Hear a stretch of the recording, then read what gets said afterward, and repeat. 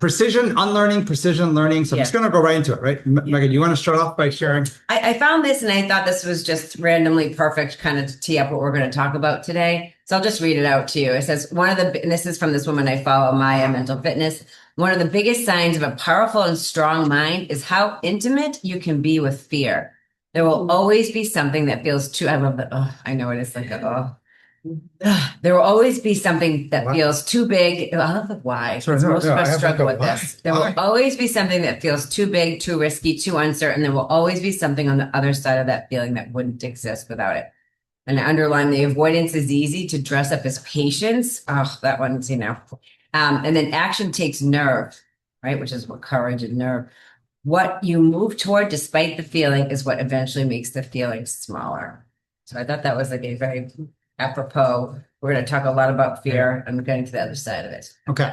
So I'll give you a slightly different view of this. I think what is representative of why work is so broken right now, and as a result of it, school is even more broken. And then as a result of all of that, human beings are completely broken. Mm-hmm. And so these three things will easily connect where when you're not able to make a living, when you don't know, why do I go to school? And to know that I can't make a living, and you get out of school, which makes you question everything. And then you hear all these things about robots coming and whatnot. And so here is a very common, it actually comes off a little weird, but in the sense it's supposed to be a little more red. It's red on mine, but I just noticed, sorry, can I just comment? Josh, you're at Chick-fil-A now? Like, so interesting. I love Chick-fil-A. My kid's favorite place. So interesting. Ever since we just discovered, what's the thing you had me try? Oh my God, the lemonade, ice cream lemonade thing. What's it called, Josh? It's so good. It's like a lemonade with ice cream, vanilla soft serve, and it's like, wow. I mean, the combination. Anyway, just try at Chick-fil-A. But anyway, there's a Chick-fil-A. We're at Harvard. That's right. Oh, yeah. They have a very strong culture and development and everything. So they need a lot of help. Like most, they need a lot of help. They were nice people. That's why Josh is there. Okay, I'm so ready to do whatever you needed me to do. Right? How common is that kind of phrase? You might say this if you are a good student, or if you're a good employee at a company, right? Or if you're part of a team, you're like, I'm so ready to do whatever you need me to do. And what you say to someone who is more senior is make the decision and I'll do it, right? And then this last one, am I doing it for? So I don't know what to put. Whatever your name is. So I put boss bitch, but you could also put Josh, or you could put Aaron, or you could put, whatever your name is. It is a song, boss bitch, so you know. But if you're not boss, it's whoever that boss is to you or myself. Yeah. And this question, like people flip-flop between, am I doing it because I want to do it? Or am I doing it because my supervisor, my boss wants me to do it? Or is it just a general internet thing that you're supposed to do or whatever it is? Or am I doing it for myself? And people flip back and forth, and you'll see that is kind of a back and forth and complete confusion. So you'll do it halftime for myself, then halftime for them. Anyways, this is very common. I don't think these phrases are like, oh my God, I've never even said this to myself, right? Or heard someone say this. So I'm going to give you an example. It's kind of very visual and vivid. If you're eating, you might not want to eat while you watch. No, it's not true. That's not true. It's not as bad as. I'm just getting you prepared so you like kind of are prepared. But I'm gonna do this because I feel like good analogies keep our memory sharp, and so I'm hoping what the phrase here will associate with the story I'm going to share, which I found is kind of interesting. All right. So this story is about. So I'll just read it. For some first-year medical students were attending their first anatomy class. They gathered around a table where a real dead body had been placed for study. The professor began the class by telling them that every good doctor must have two important qualities. The first, he said, is that a doctor must never be disgusted by anything in the human body. To demonstrate, he inserted his finger into the dead body's anus. Then put the same finger in his mouth and tasted it. Please. Sorry. Tasted it. He then asked the students to repeat what he had done. The students were shocked and hesitated for several minutes. Remember, these people want to become doctors, right? Med students. But eventually, one by one, they did the same thing. Each of them inserted their fingers into the body's anus, then tasted their fingers. When everyone had finished, they all stood there frowning and feeling uncomfortable. Okay. The professor then looked at them and smiled. The second most important quality of a doctor, he said, is observation. He continued, I inserted my middle finger, but I tasted my index finger. That's so messed up. There is a lesson in here. Always pay attention and learn to observe carefully. And so I'm going to have, when I refer to finger doctor, okay? And in short, because we love acronyms, right? I'm going to create a new acronym, FD. If I say FD, that's better than walking around like saying finger doctor. So if I say FD, you know what I'm referring to, right? Moral here, lessons learned, right? You want to be a doctor, right? You can't be disgusted, right, by what's in front. Secondly, observe, pay attention to the details. Yeah. If you don't, right, you're going to be an FD. So, all right.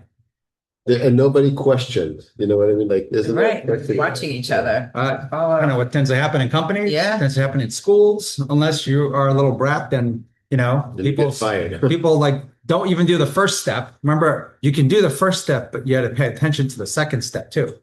And just because, and people do that, well, you didn't tell me there was a second step. I'm like, you're supposed to pay attention. Right. Now I like this. I added this. So as you go through this class and if you feel really shitty about yourself after this class, just forgive yourself for not knowing what you didn't know before you learned it. Right? So if you had an FD experience, you're like, ah, shit, I did not know. And I literally mean, ah, shit, right? So, okay. FD experience. Okay. So before I hand it over to Megan, I have one more slide. So I'm going to give you the crash course slide, which I'm going to summarize later. The crash course slide looks like this. I really feel we figured a lot out. Intensity to win, combined with the human mind going both ways, ingenious and destructive. There's a key insight of actually how to attack the destructive nature of human minds. So you're going to learn about JJ reps, which will train fear, and then VD reps, which is training shockingly cool. If not, prepare to be doing an FD rep, right? Oh my God. All right. Okay. So with that, we're going to come back to all of it. I was just so I'm not going to talk about being an FD at all whatsoever. Actually, Josh, it's so funny you're on here. Let me just share the next slide. So where were we 6 years ago today? We were in Alaska. It's fascinating that Josh is on here. We met Josh through the Air Force. I think you were here, Josh, for this when we were there. We were at Eielson, right? I think you were at Eielson Air Force Base in 2020, right? During COVID. That's crazy. Yes. So Josh was there. We had planned a trip to Alaska to help the Air Force in March of 2020. COVID hits. There's a few cases in the United States. And we were considering canceling because, you know, I'm a germaphobe and everybody was traumatized, a little bit kind of panicking. But we said we committed to do it. There's no cases in Alaska yet. Let's go. So we went to Alaska, Eielson Air Force Base, March 10th or whatever it was. This is us on March 12th today, 2020. Wearing our Megan's angry face. Look how angry. Look at the bottom right. Oh my God. So we're not going to let these guys down. We're going to Alaska. But yeah, that was me. Look, pre-presentation, getting on stage. That was me before COVID when I had brunette hair, no grays yet. And then I went blonde because of all the gray and had in the Obama moment during the COVID situation and everything. So I think if you got a picture of me before I go on stage, I'd be smiling, goofing around. And there's Megan. Look at that seriousness. Serious. You can see. It's about to go on. Right? He's out there in the audience, comment there, Coach Mackey. A lot of street cred coming there. Yeah. No, that was cool. Anyway, so it was an experience. And so I actually wanted to teach one of the lessons we learned. We just met. I see Greg there, Tom there. Who's sitting next to Tom? Is that one of our people? I don't know. Oh, you know what? That might be Ben Bishop's wife. Oh. I think somebody's wife. I think Coach Mackey there on the right. But before you, there's a little thing I was going to share. So we also the former head of HR from the Air Force came with us a few weeks ago here, and we were chatting with him. Really great guy. We've known him for almost 10 years now, and he was sharing something really interesting that I wanted. Great. Yeah, Aaron Bishop, right? He was sharing something that is perfectly timed with the Air Force that I thought was really interesting, and it's tied to the class we're going to talk about, which is destructive behaviors. So in the military, they talk a lot about the destructive behaviors and constantly trying to dial them down. So naturally, you think about, you think about the things like domestic violence, and there's alcohol abuse. There's all these things that we do that destruct ourselves. But the biggest destructive behavior is suicide. And this former head of HR in the Air Force was sharing with us a few weeks ago when he was here, and a reminder, and I've heard this before, but I thought this is perfectly timed, is that when the military, when they are deployed, when they're on mission, and actually, Hector, you'll know, when they're deployed, their suicide rates are practically zero. Practically zero. When they're in garrison, which is when they're in operations, or either back at the Pentagon or back. No, operations is mission. No, well, I think they call it. Oh, maybe Josh can correct it. But operations is mission. And sorry, whatever the language is. Back in the office, in essence. When they're back in the office, whether they're on a base or just then kind of in peacetime, if you will, not deployed, the suicide rates are off the charts. They lose more people to suicide than they're doing more. And the Air Force, I think, has the highest rate out of all of Just them. the higher rate, but Right? yeah. So it's interesting, and it's like it's you have to kind of wonder why is that, right? When you're deployed, when you're on mission, when you're operating, whatever you want to call it, that rate is so low. And so if you press enter, and by the way, suicide is the most extreme.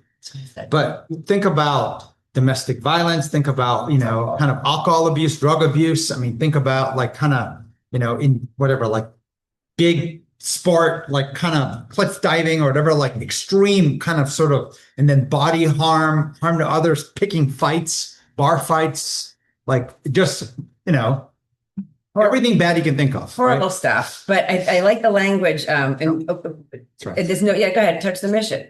No, go back, touch the mission. This idea of touching the mission, what does that mean? It means you need to be touching the mission. Touching the mission is doing something that reminds you of why you're doing what you're doing. And if you don't do that, that's sort of tied to your purpose. If you don't do that consistently, this is where you start to go into your head, mental chatter, and really destructive things can happen. So on the next page, I was looking, actually, this is fascinating. This is from 2017. I was trying to look at what did we actually write on here? This is 2017. So this is 9 years ago. We had community, the word community, and then touch the mission is sort of how we divided up the work that we were doing. And under community, we talked about helping kids. We had an adoptive public school program up in the Bronx. Hiring was our Super Saturday event. I'm going to share a little bit about that real quick. Cleaning the office, we have CEO happy hour. So that's the same thing we do here after our first Thursdays. We do CEO happy hour. We have fun. We have our annual dance battle. Exercise. We used to do a huge race together, American Heart Association. We did a 5K as a company. All of our offices would do a different one, Boston, London, and New York. And then touching the mission, we put speaking externally.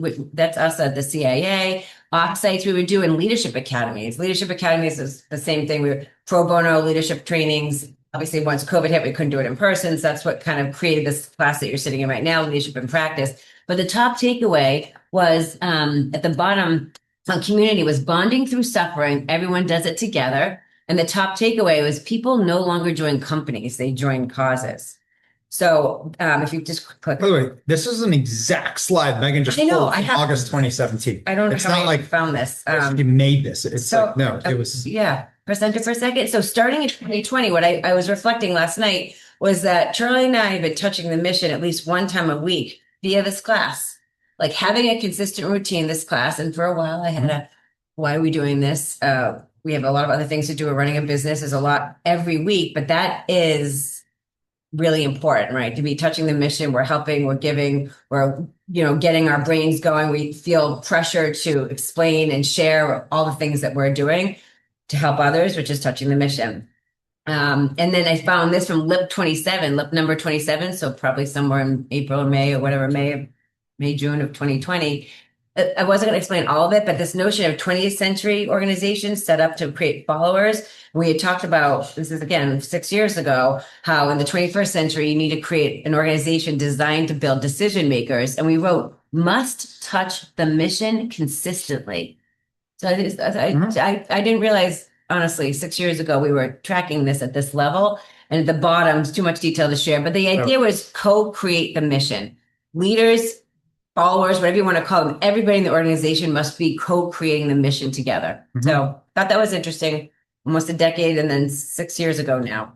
On the next slide, I did a VD before you go, a visceral draft of what is my VD of what I want. What are we trying to build? What are we trying to do 6 years after we kind of drew out that visual? And so then we put it through ChatGPT. Charlie helped me make it cleaner. So here you go.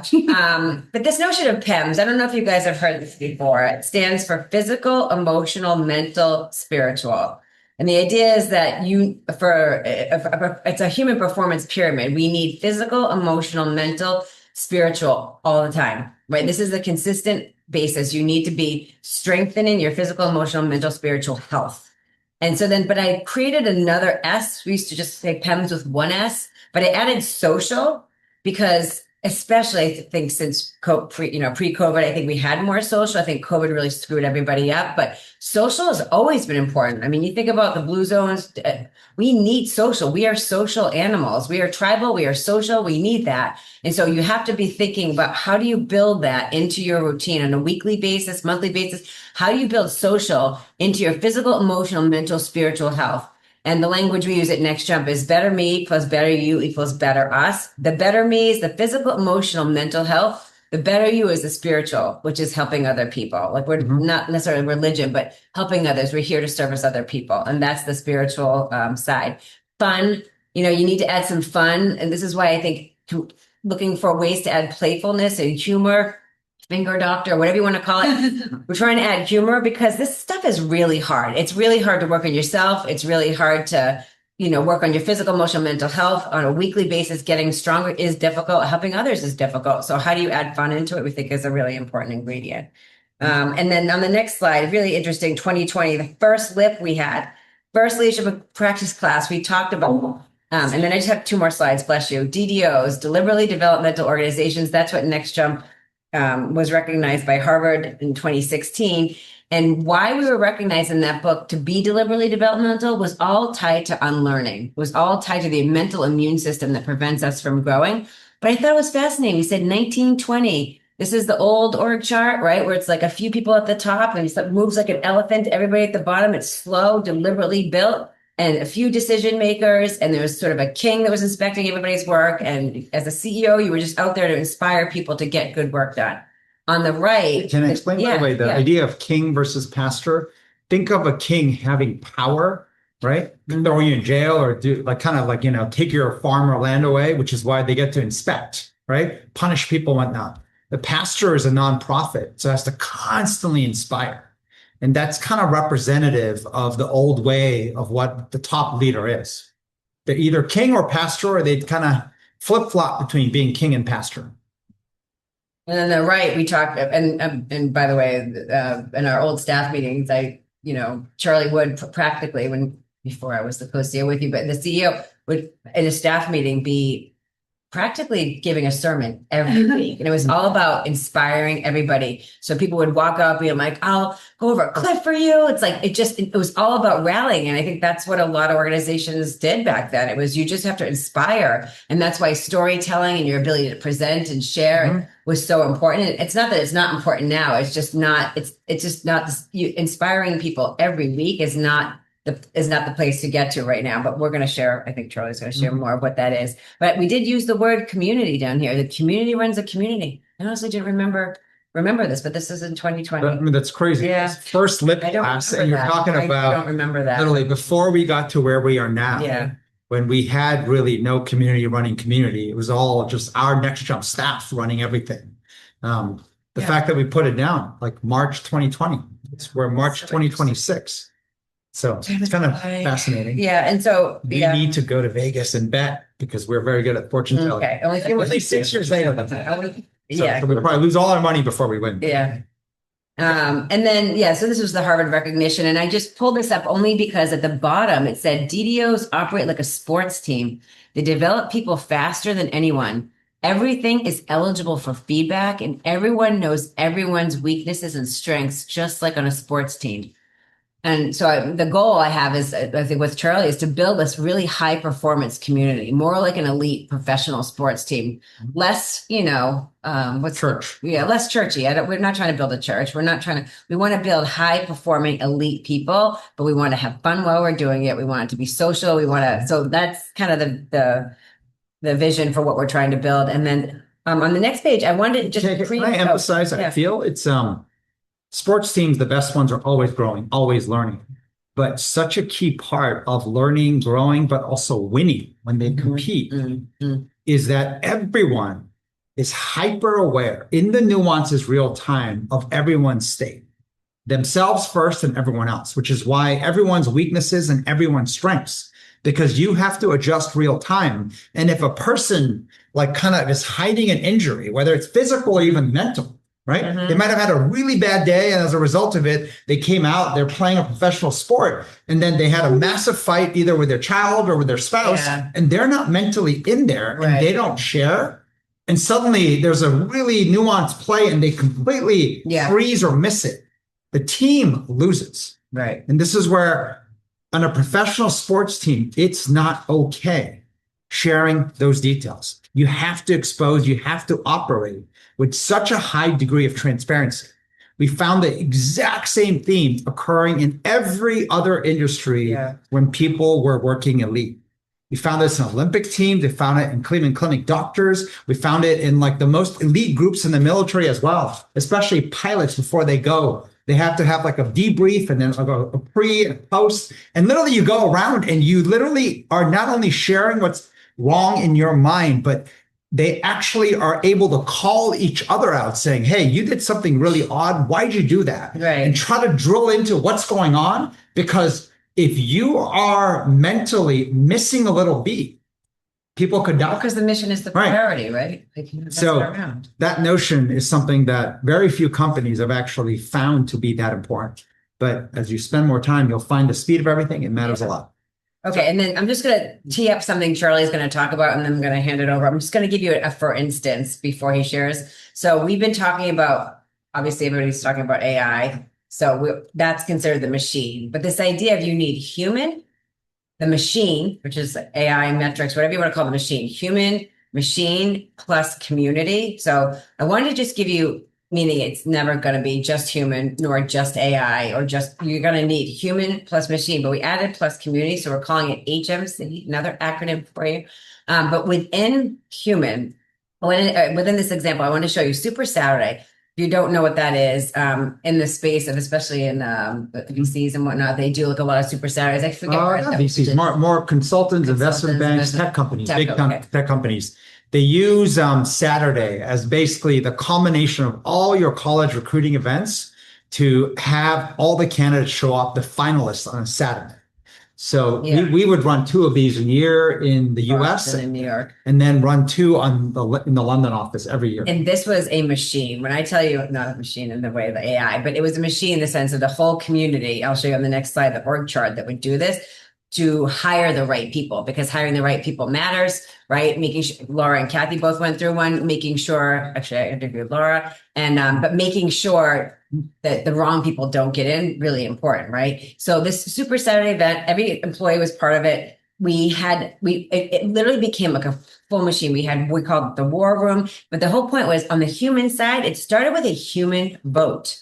So you can't quite see it. It's really small in here, but it was a vote from each employee would say yes to this candidate or no, thumbs up or thumbs down, just a visceral yes or no, right? And so which eventually became this chart on the left-hand side. Red dots are green. Yeah, red is no, and then green is yes. The middle, I think, had a follow-up. There's a few people who say it's not true. It does say follow-up. No, it's not the middle. So the middle are the yellows.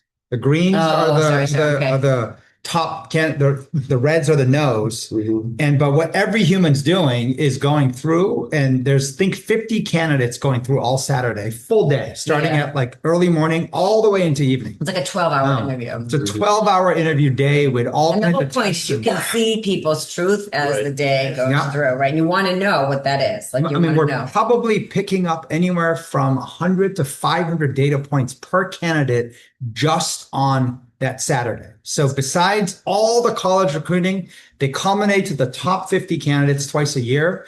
Every employee is part of the process. So every employee is in there. And the only 2 people eventually that were not allowed in the war room was Megan and I, because we found our vote skewed everyone's thinking too much. So we were the only 2 people not allowed in the war room. And the war room is where the final deliberation goes on that evening. So after every candidate leaves, every employee is there picking who's going to join next job. It's cool. Kathy's saying she remembers being so impressed with the war room and everyone sharing and debating, because what would happen is then you have metrics in the middle, and this was a dashboard. So now you're getting metrics of how the interviews went, like multiple interviews, tech challenges, presentations, how they took feedback, and then they would have to go back and try again. Can they improve with feedback in real time? How fast they can recover. So all those metrics were now, so now you have the human voting, intuition, then you have all the metrics in your face, right? And then you're in the war room and you're debating and putting in, so you could change your mind and say, you know what, now that I see these metrics, I'm not sure but so now you're debating and it was crazy. It would get very heated. So I've heard you weren't allowed to be in it because you know what happened was if they get in and they don't work out, you're going to coach them. So you're trying to look for, and not everybody's going to need coaching. There's always going to be people who, every season you might have an up and down, but do you want to coach that person? You can't be like, well, the CEOs or somebody else is going to deal with it. No, as a company and as a community, we're all going to make sure this person does the best. So you're going to have, so it was very serious. But the whole point was there's the intuition, then there's the metrics in the machine, and then you have kind of the collective vote and debate. Right. Really cool. And so this was the insight. One of our, I think he's like the second or third largest shareholder, is the founding board member of Google. And he had shared their hiring technique, the initial hiring technique of Google for up to the first 5 or 10,000 hires was every individual at minimum would get 11 interviews, 11. Everyone gets a thumbs up and there's no maybes or it's a thumbs down, right? Wow. So the only way you get hired is you need 11 unanimous thumbs up. That's the only way you're getting hired in Google. Eventually, the hiring process kind of eroded and all that stuff. But in the beginning, that's where the density of the talent was very high. So this guy, Ram Shriram, his largest investment actually in his life is a Next Jump. So we brought him on to learn just kind of the workings of how the best hire in the world, especially engineering. So it took us around 4 years where we ended up becoming the top 3 choices out of MIT, Cornell, and Carnegie Mellon. Actually, and Georgia Tech. So the biggest East Coast engineering schools, close to 10,000 engineering applicants a year just to hire 10 or 20. And so we never have a hiring like budget, meaning we could hire 50 if they all passed. We could hire 2 if only 2 people passed. But the rule was this: every single person had to have a unanimous thumbs up, or in this case, a green dot. And so every individual in the company would go through, and then you'll find one person have a red dot on a green candidate or someone who was getting top scores. They would debate in the room. They would debate until that person chooses to change their mind. No one's coming through. Worst case, if there is only 1 or 2 like challenges with like say 12 or 13, like, greens, they would actually do the follow-up, and the person who is disagreeing would follow up until they're convinced. If they're not getting hired. And the notion is when someone steps in, there's not one employee who will say, well, I didn't think we should hire them. Every single person agreed. So as problems come up, it's a collective community issue. And so they started by first picking the C's. The no's are the easiest to identify. Yeah. Once you get enough reds, we're not even discussing, they're off the chart table. Then they figure out the greens, and the longest debate actually is in the middle. Yeah. And so even the nuance of how it was done, right? So that you don't like, sometimes this will go on for 3 hours in the war room. This is after a 12-hour day, right? So it's that evening they're doing this. Mm-hmm. And so job offers would come the next day. Yeah, that's what was great. Or Monday first, right? Because it was Saturday. So they've never seen, and then Monday they'd get a job. The speed of decision making that fast, right? But what would happen is this: as you go on to hour, 2.5 hours, you're getting fatigued. We're not making mistakes on the C's, which is the reds. Yeah. We're not making mistakes on the A's. We're leaving mistake making to be in the middle group.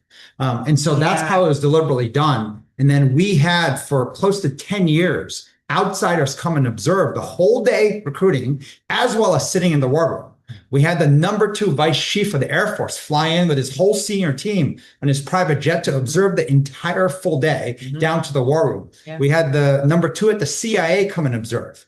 Responses from across every executive that came, I've never seen anything like this. Mm-hmm. I've never seen such a system. I mean, candidates would move up and down in the leaderboard real time throughout the day. You can literally be in the bathroom, make a comment, and someone through a mobile app can put a thumbs down, and a comment why shows up in the war room immediately. What an awesome product. And this world is kind of changing now. We're not doing this. I mean, this is a real badass system. I only got this up because if you go to the next page, I want to show you what an example of this was the org chart for just to run the Super Saturday. I mean, every employee had a job. It was like such an important thing we did, and everybody had a job. It was really cool. Mm-hmm. All right.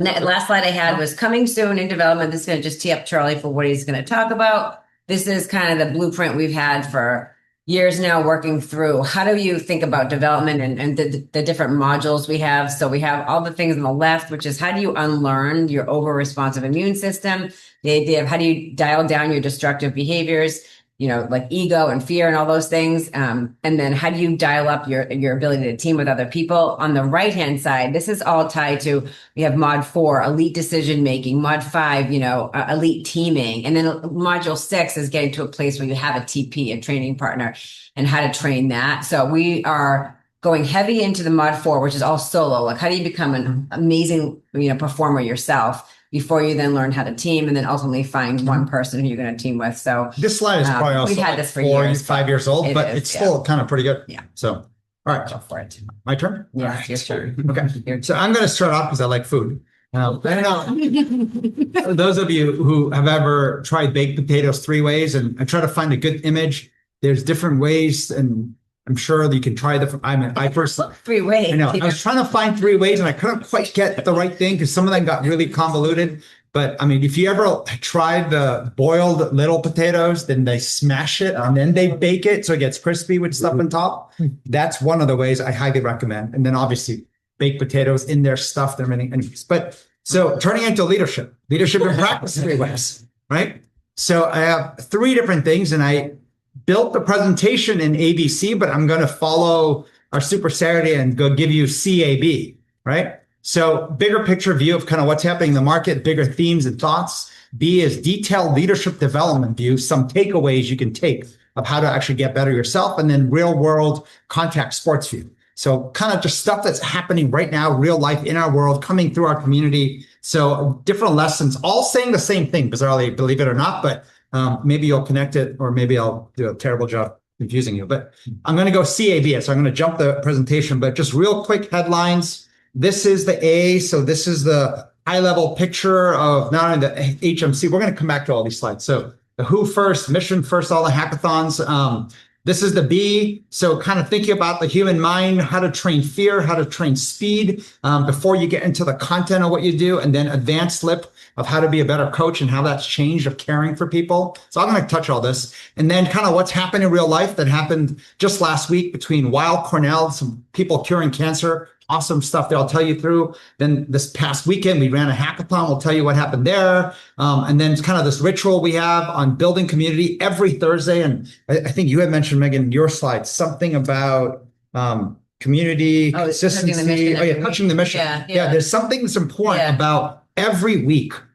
We got this from the military. It is something that's important to think about. How do I engineer not only myself, the life of my family, my own workplace with weekly battle rhythms, understanding how to engineer the forever changing, but forever iterating perfect weekly routine becomes one of the most important elements of just human performance and behavior and whatnot, and is much harder to do than people think. And then just kind of stuff about our community.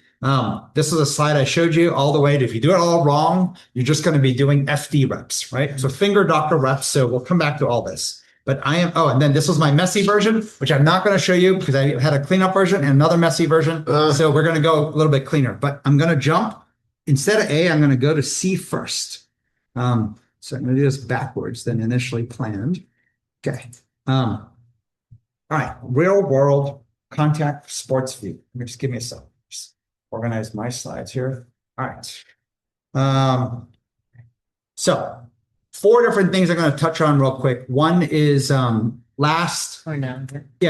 Weill Cornell is one of the top medical just in the world. And so this group within Weill Cornell, Wednesday night, we have what we call a VIP dinner. It's like a Chef Danny Michelin. Think about a 4-hour dinner and discussion. Now that can sound painful, except when you have Chef Danny's meals, it's like brilliant, amazing food. He's one of the best chefs in the world, but we're like learning and discussing. So we met with 2 of the top people in this medical field, and the short end is they're curing cancer using the latest technology in AI combined with XR is simply a fancy word for just robotics or anything that hits like machine. So think like physical machine hitting the real world. So X is anything, and then R is just like reality. So when you combine these things in medicine, what they're doing to cure cancer, we'll kind of walk you through that. And then hackathon, for those of you who don't know, is started something, I believe it started in the tech space. It started mostly with all like coding engineers,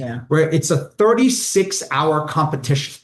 You're supposed to come like kind of with an open mind, and the only thing you're bringing is your mind and a laptop, right? And you're coming and you're like able to like make teams. So the rules are usually no teams, no smaller than 4, no larger than 6. So that's a fancy way to say 4 to 6 person teams, right? And you have a ton of people coming from all different places. Now, we have hosted and worked in tons of internal hackathons over the years, hosted other people all over the place in different places around the world. And we have found this team in Cornell, this woman, Amy, who I've known for over 15 years, has the most reps and the most experience. And so nobody on this planet we've met runs better hackathons than this group in Cornell, mainly because the same person's been running it. And then they did something unique. They run more than one a year. Most people just do one. She runs somewhere between 8 to 12 per year, every year. And instead of making it only Cornell, she reaches out to around 100 schools and young professionals, as well as some older folks go in. So in every hackathon, you're seeing anywhere from 150 to 200. I call them participants. They're mostly college and graduate students, but also young professionals, typically 29, 30 something. And then she has a whole database of mentors. So in most hackathons, we'll have 50 to 75 mentors and then corporate sponsors who provide like, giant data sets or other cool insights and technology. All of that comes together, usually starting at Friday at like 5 o'clock, and it ends by Sunday at 3. And the actual hacking time is 36 hours, right? And you have through the night, and it's a competition. There are absolutely winners and losers, even though, over the years, they've tried to go more PC and saying everyone's a winner. You just look at the faces of those who didn't win and they bolt out. Not everyone's a winner. They're definitively winners and losers. And so because of the sheer volume of reps that she has run, the different types of themed hackathons, and just the volume of different types of participants, which attracted mentors and sponsors, I don't think there's a group on this planet that has done better on this. And so she has identified our space in New York as the single best place to hold a hackathon, because most spaces don't have outdoor and the host. So she's always trying to get us to host more hackathons. So we hosted one this past weekend. And so we'll tell you about that and then the ritual in the community. So I'm just kind of going to some. So quickly thing on the. Sorry, that might be Matthew playing basketball. Sorry. So Thanks. I'll just tell you what's on this page. The upper left, they're able to take AI now. And, when you see like MRIs and scans and whatnot, what you see is kind of a 2D image of like, versus you have to be able to see a 3D just to see the nuances of what you're missing. And what you're seeing is like, you're literally able to put on these VR glasses and see the entire cells of a human being. And it identifies using AI, and they have a database of every cancer scan in the world. And I think they even gave that data set to the hackathon people, which is unfortunate. They didn't do more with it, but think about getting access to every cancer scan in the world. They said there's around 1,500 different variables you could see from like, what country, like age groups, gender, all anonymized, but like just massive data sets. And you can go and see it, and it identifies right away. I think the green is bad in this upper, this is cancer. So that green would be like a cancer cell specific, and they will go through and you can walk around, flip these models, and it's kind of like Iron Man. Remember when he can, boom, see everything? And you're able to see going upside down, whatnot, and find the specific cell that's actually at issue. They then also have database of every drug ever invented and what it does. And what the AI is doing through their work is it's matching some random drug that cures this specific issue. So they found like some breast cancer pill that actually was curing uterine cancer. And it wasn't even approved, but it's like according to all the data. And then they have a physical laboratory where they're literally growing like cancer cells in petri dishes are becoming little pets. Mm-hmm. And then they're trying to come up with these combos, and they're trying to zap it and kill it through the use of different things. Yeah. Also trying to see what thrives, to like what grows cancer more, what kills it more, what grows the other cell. I mean, it's like oh my God, like I didn't know this stuff existed. So It's really impressive. we had 4-hour dinner with them, and they gave a really, really technical talk, which was very difficult to follow. But for those who are in the medical field, they were like, "Oh my God, that's amazing!" And I was like, I like only picked up one word. A lot of people are like, lactocysts. lactocysts. A lot of people were saying, "Oh, I followed 60% of that," and I was like, "You're such a liar! This is 60%." I'm like, "Oh, you're jumping everywhere." No, so like that's when you have to give them a pop quiz, and then we told them you can't eat unless you get 8 out of 10 right, and everyone starts sweating. But that's right. But so let's see. Very cool group. One of the cool things that we have access to just random walks of life. So actually, Megan and I are going next Tuesday to get a private tour of the whole facility. You have to put on suits and the whole 9 yards. And Kathy's been doing really well, so we're bringing Kathy along with us. So we're going to go and get a view from the head person, Olivier, and a bunch of others, like what they do. I just want to take a picture and pretend I was a doctor for a day, since I fainted my first day of anatomy and didn't make it. No, and I'm going to go out poking. I love to poke and touch all Just kinds don't of push stuff. the button, It's on. And I'll be like, Don't touch the button. yes.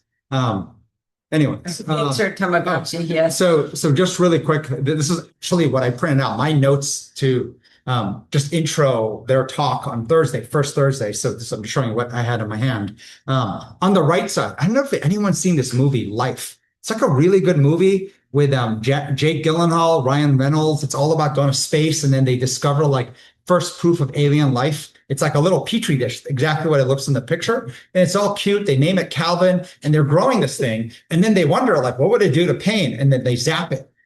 It gets fucking pissed. And it grows up and it fucking just kills everybody on this thing, right? I'm willing to bet none of you have seen it. No, but I was telling the doctors, I was like, do you worry this could happen to you? You're growing these cells, and then you're like having fun, like trying to kill it in different ways. And if it morphs and becomes like, I was like, you should watch this movie just in case. But anyways, but we know I'm curious. The stuff at the very bottom are some of the questions I had, which is they're using data, and data looks backwards. So what is changing now in human cells from microplastics, pollution, chronic stress? How is that impacting? So how do you carve out old data versus new? How do you cut the data into like blue zones in the world? People live the longest. Or like, Japan green tea, I heard does so how do you look at cancer thing like data only in Japan? Or like countries that are like more vegetarian? Isn't like Loma, California, mostly, or like all like vegetarian mostly, versus like you go to like Brazil, it's like all meat. Like how do you, or Argentina, like how do you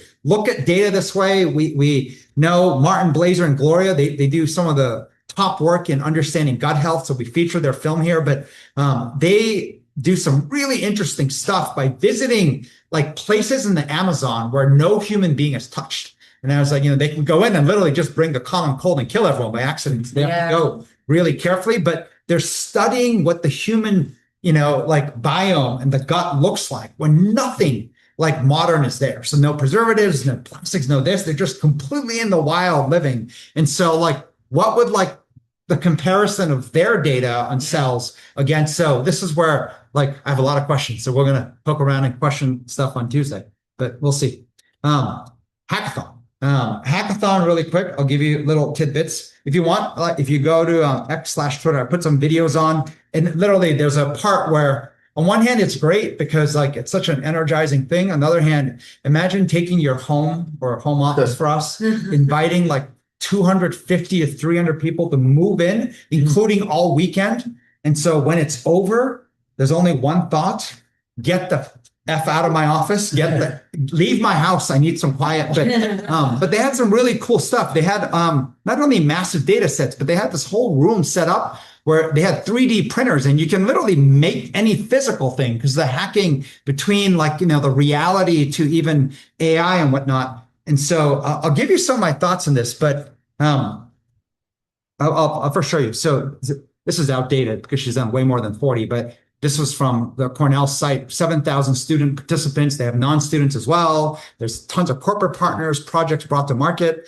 I want to get to your stuff. Mom, sorry. No, sorry. So this is the hackathon that just occurred. If you do the math here, it's 71 mentors, right? Megan and Charlie are there too, right? That's me and Megan. But so like, but what's cool is this, like in that intense window, I mean, it's some of the who's who in medicine that came. I mean, these people that you would never get access to.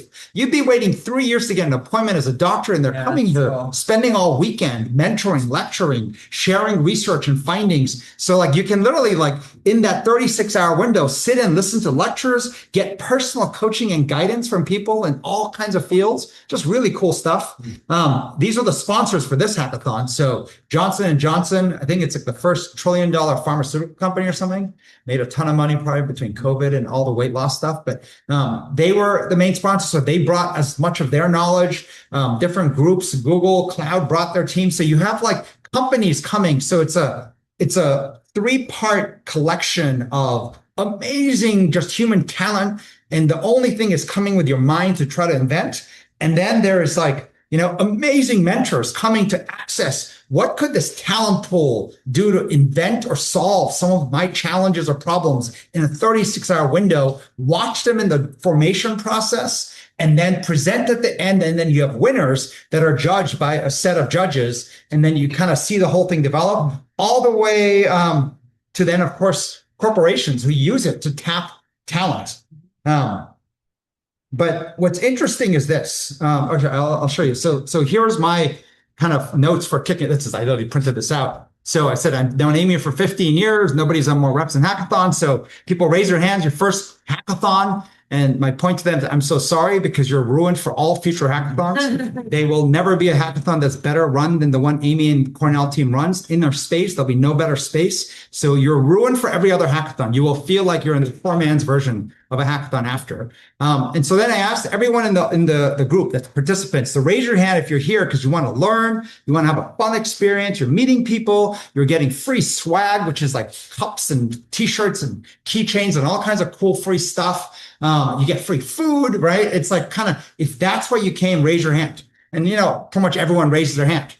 Then I asked them, okay, raise your hand if you came because you want to win. And I would say like 80 something, almost like 90% raise their hand to win. So there are a few people who just want it for the social intramural nature, and the other people were there to win. So my point was, so the message I'm going to say next is for those who want to win, right? And so first I read this little blurb someone wrote from below. I'll just read it to you really quick. Stanford computer science grads can't find jobs right now.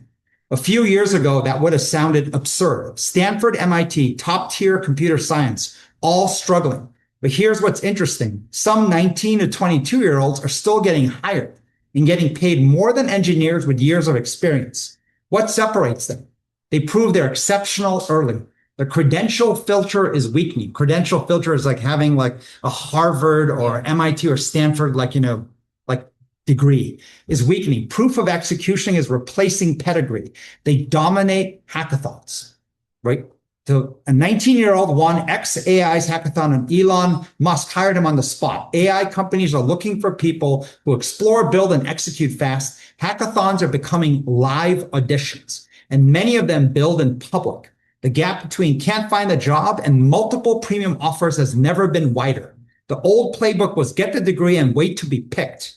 The new playbook is build, ship, and complete, publish. AI didn't change the tools. It changed how talent gets discovered.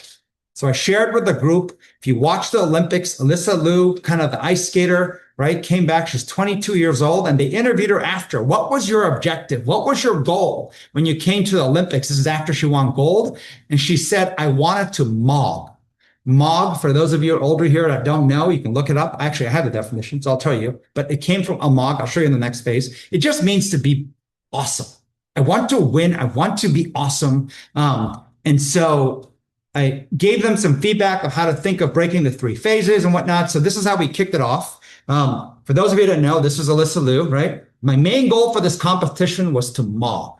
Olympics, Winter Olympics, the woman wins gold for US. And there's a cool story of her quitting and whatnot, but and then came back. So this is the definition of mog. It's the modern internet slang with a few, whatever. So to mog someone means to dominate or outclass them, usually in physical appearance, height, or presence, right? It's used in fitness, fashion, online, whatever, mogging, hype mog. The older slang came from a mog, which is alpha male of the group, from pickup artist forums in the 2000s, and it just turned from a mog to mog. The way I look at Mog is when you want to Mog, you want to set a new standard. You want to show what winning looks like in ways that no one's ever seen before. We do a feedback app. You can give 1, 2, 3, or 4, 4 being the highest rating. When we say someone gets a 4, it's to say they're a model example. Model example. Yeah. When you Mog, you're trying to win at that level where it's not just winning. People talk about you as the model example of winning. This is my notes to find the picture before, as in this one. But think of this, if you saw what she did, there's awesomeness. She scored some of the highest technical scores in figure skating, but then she had fun. She was doing it with ease. A lot of people think Mog, winning, it's all about like bloodshot eyes. I'm just like stressed. I'm like, no, you are awesome, but also with ease. You make a ton of revenue profitably because it's so easy. The combination is what you're looking for. Piece I'll touch on was this. So here was my part, and I'll touch a little bit on the hackathon. I was actually quite disappointed. I expected a lot more. I mean, I can give you so many examples. We can talk more at lunch. I was like, what the fuck? Yeah. I expected now with AI and where it is today and the amount of like data sets and whatnot, I expected this group to come up with cool ways to cure cancer. It's not even close to what happened. And I walked away thinking, they're not learning fast enough. Right. I couldn't believe, to be quite frank, how dumb they were. Given the amount of knowledge and technology, I expected ingenuity at a level I did not see, and had oh my God, something's really broken. Given what should have shown up by now, so I have some ideas on how to help fix it. Sort of helplessness in general. So this is, by the way, totally separate, but we explore a lot of cool community events. So we're getting introduced to this group, the founder of IDL. It's like this World Dance Association. Those of you who like dance, there's a battle of all these countries. So we're getting introduced to the founder. Maybe we'll host one here. There's another introduction we got, this guy's storyboard. There was a cool New York Times article, one of the most genius street dancers. So they're trying to convince us to hold the largest hip hop battle in New York City in history in our office by June or something. So we're just exploring different stuff. But why we explore some of these things is you learn from number ones, like we did from the number one Cornell doctors, number one this. There's always learnings from number one. So dance will be another one of those areas. So it's always interesting. It's kind of random, but it's if you look at, this is from ChatGPT talking about our annual. We create a logo, like a farm, Next Jump Farm logo for when we do events, when we have our farm, Frito knows our farm, and like having a bag that has like a Next Jump Farm logo. So I was trying to get ChatGPT to make me a logo, and it like spit out. I just like the language that we're known for these harvest festivals that we do at our flagship office here, but it said The Vibe features world-class chefs and mixologists and interactive farm to table. And the food, they're famous for bringing in 150-pound tuna, fresh baked breads, Amy's bread, for guests to take home, and activities like cider tasting and focaccia making, which I thought was so cool. It's like all the stuff we're doing, and this is actually what we do. I've been like kind of categorized into AI. Put it in here, but I just happened to be part of the research. There's a wall. I just took a picture. This is some of every single Thursday, we have created this ritual of bringing in community and developing kind of people. And I'll show you exactly some of the strategy behind it. And then I just took this picture off a wall, the network effect, the people we reach and know, 32 years history in NextJump. And there's some really cool people, but from Jim Lears and Simon Sinek, Brene Brown's, most people don't even know this, but we hosted Simon Sinek and his whole team in our old office, which is pretty crappy compared to this one, for 2 years. And we mentored and coached his team. And then we had him coach some of our team. We did the same thing with Brene Brown, not in an office. She's in Texas, but we mentored her team, and we had her mentor some of our team. So a lot of cool collaborations of all sorts that we've done, different groups, but our network is pretty large from all the work we've done. To be honest, a lot of the giving is what created this massive network. So then this is my messy sheet, which I try to clean up because I was like, they're never going to understand this. So then I did this, and then I add AI to fix it. And of course, it does stuff all wrong. I never wrote prisoners in justice, but so I might use my handwritten one. So just some interesting quick thoughts on these are 4 different boxes. Some of the conversations I had through the weekend, the hackathon. First, what I found was the hackathon in today's world where everyone's sort of attention span is so limited and short, right? Remember TED Talks, 20-minute talks was wow. Yeah. If someone says, I have a 20-minute video for you to watch, everyone's like, what? 20 minutes? Yeah. Put it into ChatGPT or whatever, Claude or every AI you use, and give me the 3-bullet version. Like videos go to 8 seconds, even that's too long. And we're talking 3 seconds. Like, so everyone's commitment or desire to commit to anything long is not there. Yeah. So I found the hackathon is an interesting way to get every intense someone to commit, not only from amazing mentors, right? You tell them, hey, I want you to commit like 2 weeks of your time. They're like, no way. Yeah. I want you to be here from Friday to Sunday. Sure. Right. And it works from participants, from mentors. But what I found in the hackathon, I talked to several sort of groups afterwards is, after the hackathon's done, Amy goes and close your eyes. And then I think she like pops this like confetti and says, everyone's a winner and all this stuff. Right. And kind of like, what are your emotions and thoughts, like popcorn style, like alive, excited, energizing, all this stuff. Right. So she does all that. And I think if I went and talked afterwards, I'd say, okay, for those of you who did not win, why did you not win? Go through 5 minutes, right? Give you 5 minutes to brainstorm on a piece of paper why you did not win. Which teammate was at fault? Who's at fault? Are you at fault? What did you not know? Go through the list of all the reasons why you did not win. And what's important is right there, when you feel the emotion of loss, is when you have the most visceral knowledge of like all the things you wish you had done differently, all the things you wish you had known. And so imagine, this is my list I just brainstormed. The hackathon generates a self-driven desire to learn. Because after the hackathon, after you've lost, so now we're going to run a workshop on prototyping. We're going to run a workshop on vibe coding with AI, how to present better, and the keys and mechanics of both PowerPoint, but also verbal presentation, how to write a business plan, how to think of analysis and financial like metrics and business models, how to team, as in how to conflict resolution, feedback giving, receiving, the hardest of them all, feedback seeking, how to brainstorm better, how to do oscillations when you're stuck. The list will go on. Yeah. And so right there to actually say, we're going to run for the next 2 weeks. Everyone can dial in. We're going to have experts teaching workshops on any of these things you want. Then we're going to invite the whole team back on a version 2 of the same hackathon. But this time we're going to have in the audience investors, recruiters, and entrepreneurs who might want to join your company. Yeah. And we'll have much bigger prize money.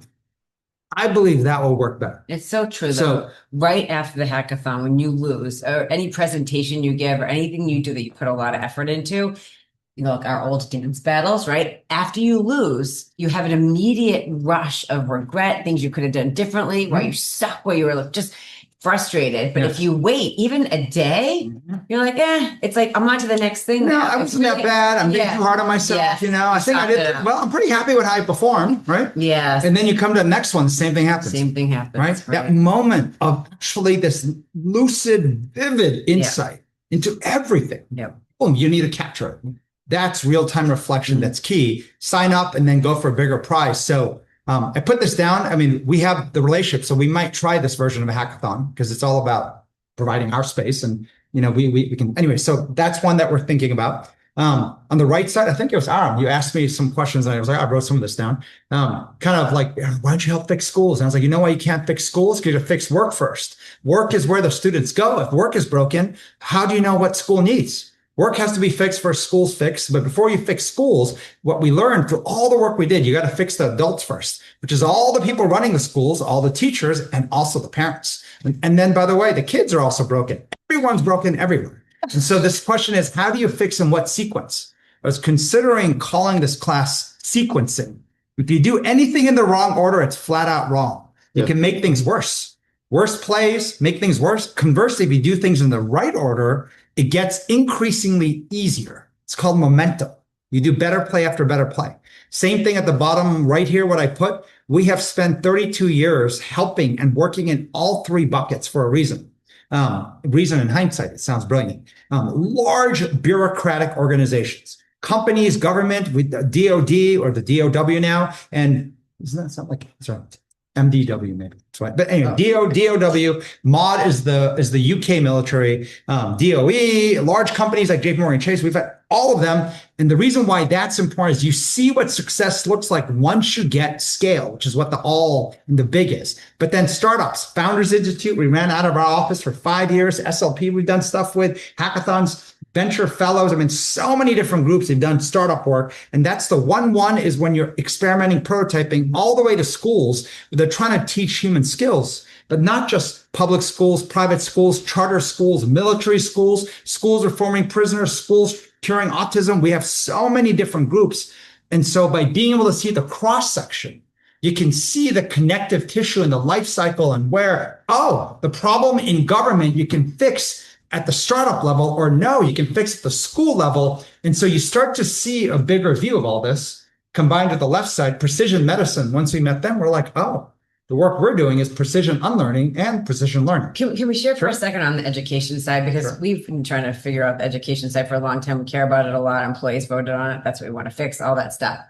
This morning we were talking about, I mentioned to you, we just had a quick conversation. Maybe we just share it with this group. I had said, my son's 16 on the way to school. I said, Matthew, I read a tweet and it basically is talking about, this is controversial, right? But that going to a university now is kind of a waste of time and effort to get that degree, that you're better off by 18 having built something that you can show. As in, you have to actually have already built stuff that you can, and mogging and just that you're like by 18, I'm like, oh my God, he's 16. Like what? So, of course I said it to him and he went kind of like, I know, Mom. Like I can feel the pressure and stress he feels because he's got friends in the mastery program at Avenues. And I said to Charlie, like, like now I'm like, is he regretting not going into that program? Because you sort of have an ability to master what you want to do. And then you are working in a lot of ambiguous to go build something. But it's fascinating because I mentioned to Charlie, he said, the problem is that won't work because if the teachers don't know how to do this,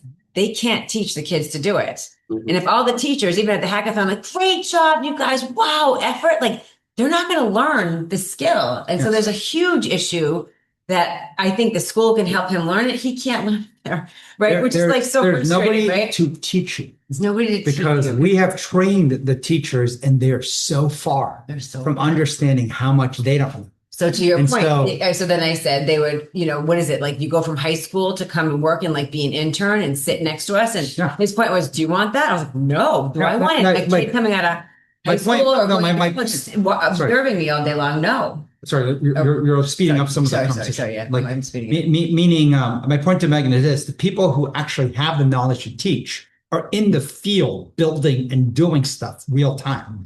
They don't have the bandwidth to teach.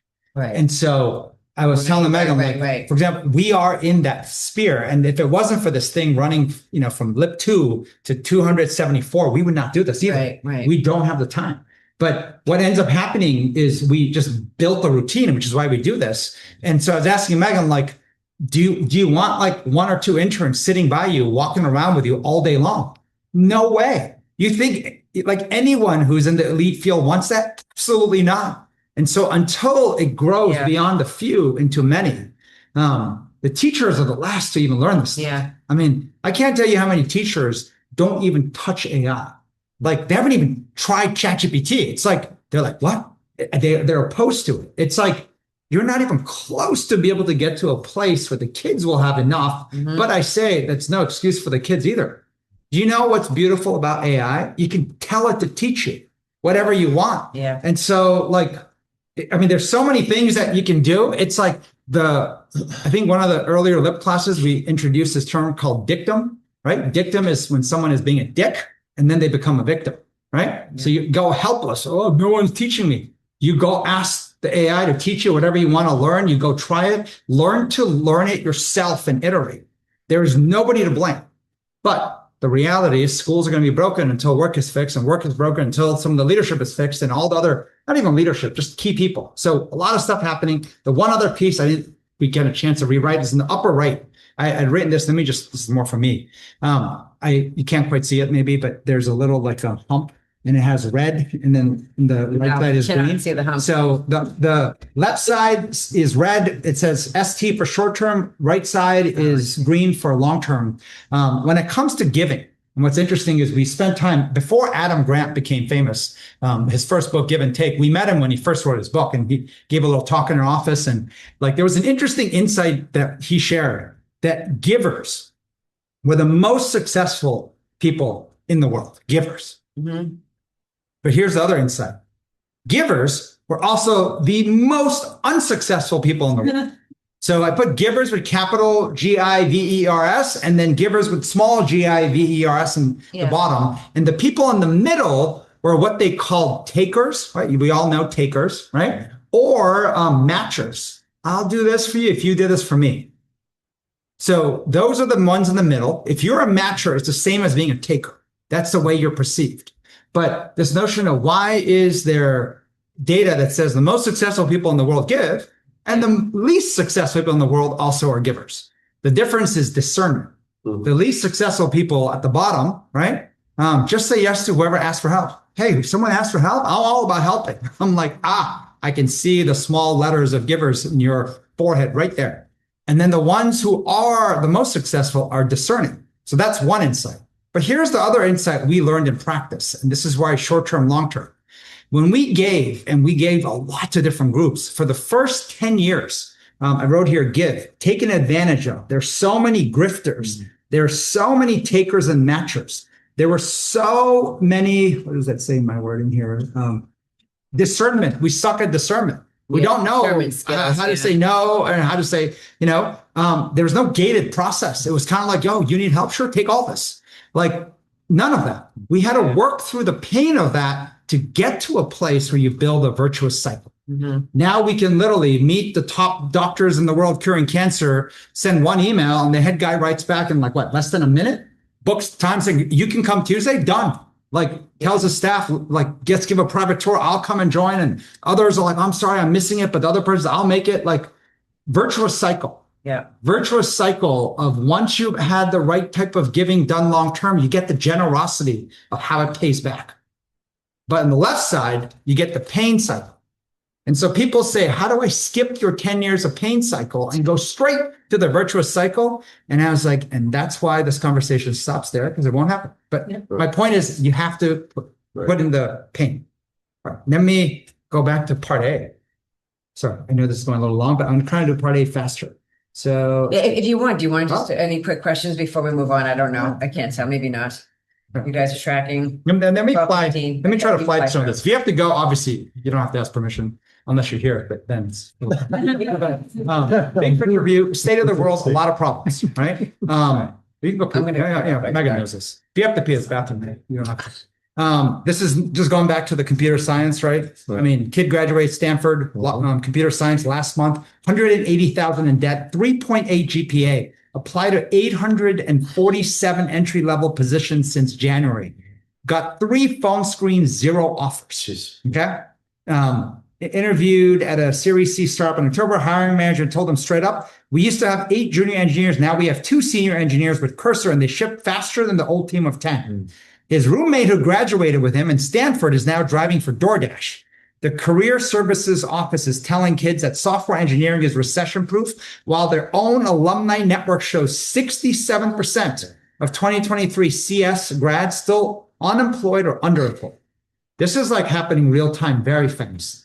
Anthropic, which is one of the biggest companies in the news with this whole battle with, the Department of War / Defense, published a study saying the red is what they've observed and the blue is what they project. Basically, jobs that AI is just going to wipe out. Mm-hmm. So basically saying work in transportation, work in production, work in installation and repair, construction, agriculture, start farming, right? Personal care, grounds maintenance. You can be a janitor now, right? Food and serving and protective service, healthcare support, all the other stuff gets wiped. Now, if you overlaid Elon Musk's Optimus robot building, I bet you all of those that are not covered in the blue will be covered in his own color.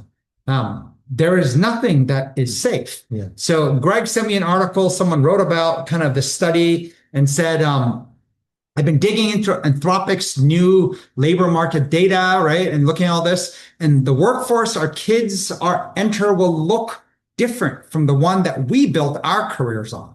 But different isn't the same as worse, and goes on about kind of what's happening with AI. And the gap between what AI can do and what it's doing today is enormous. The gap is opportunity. It's the space where human judgment, creativity, and connection thrive.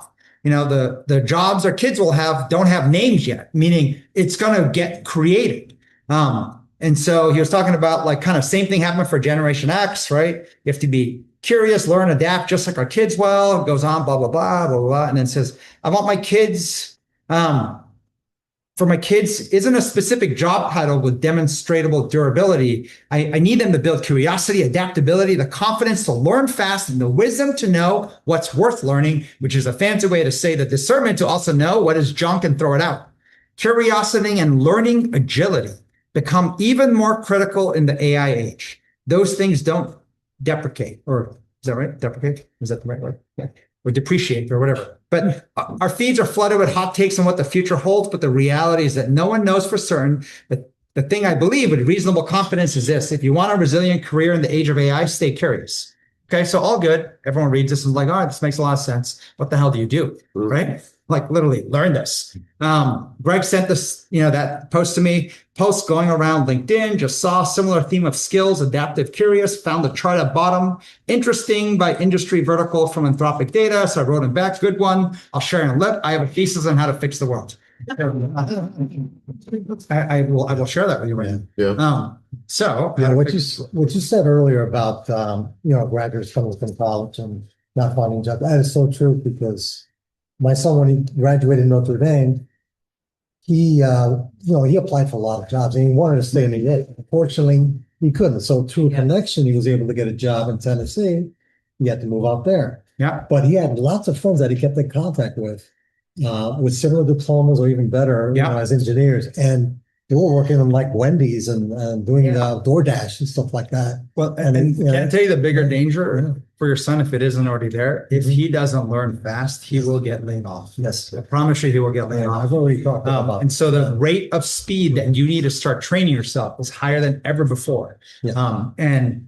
So I was reading something this morning about what's happening with all kinds of CEOs and discussions they're having behind and the metrics they're looking at to basically cut headcount massively. And so large companies, small companies, all looking at this and they're all watching.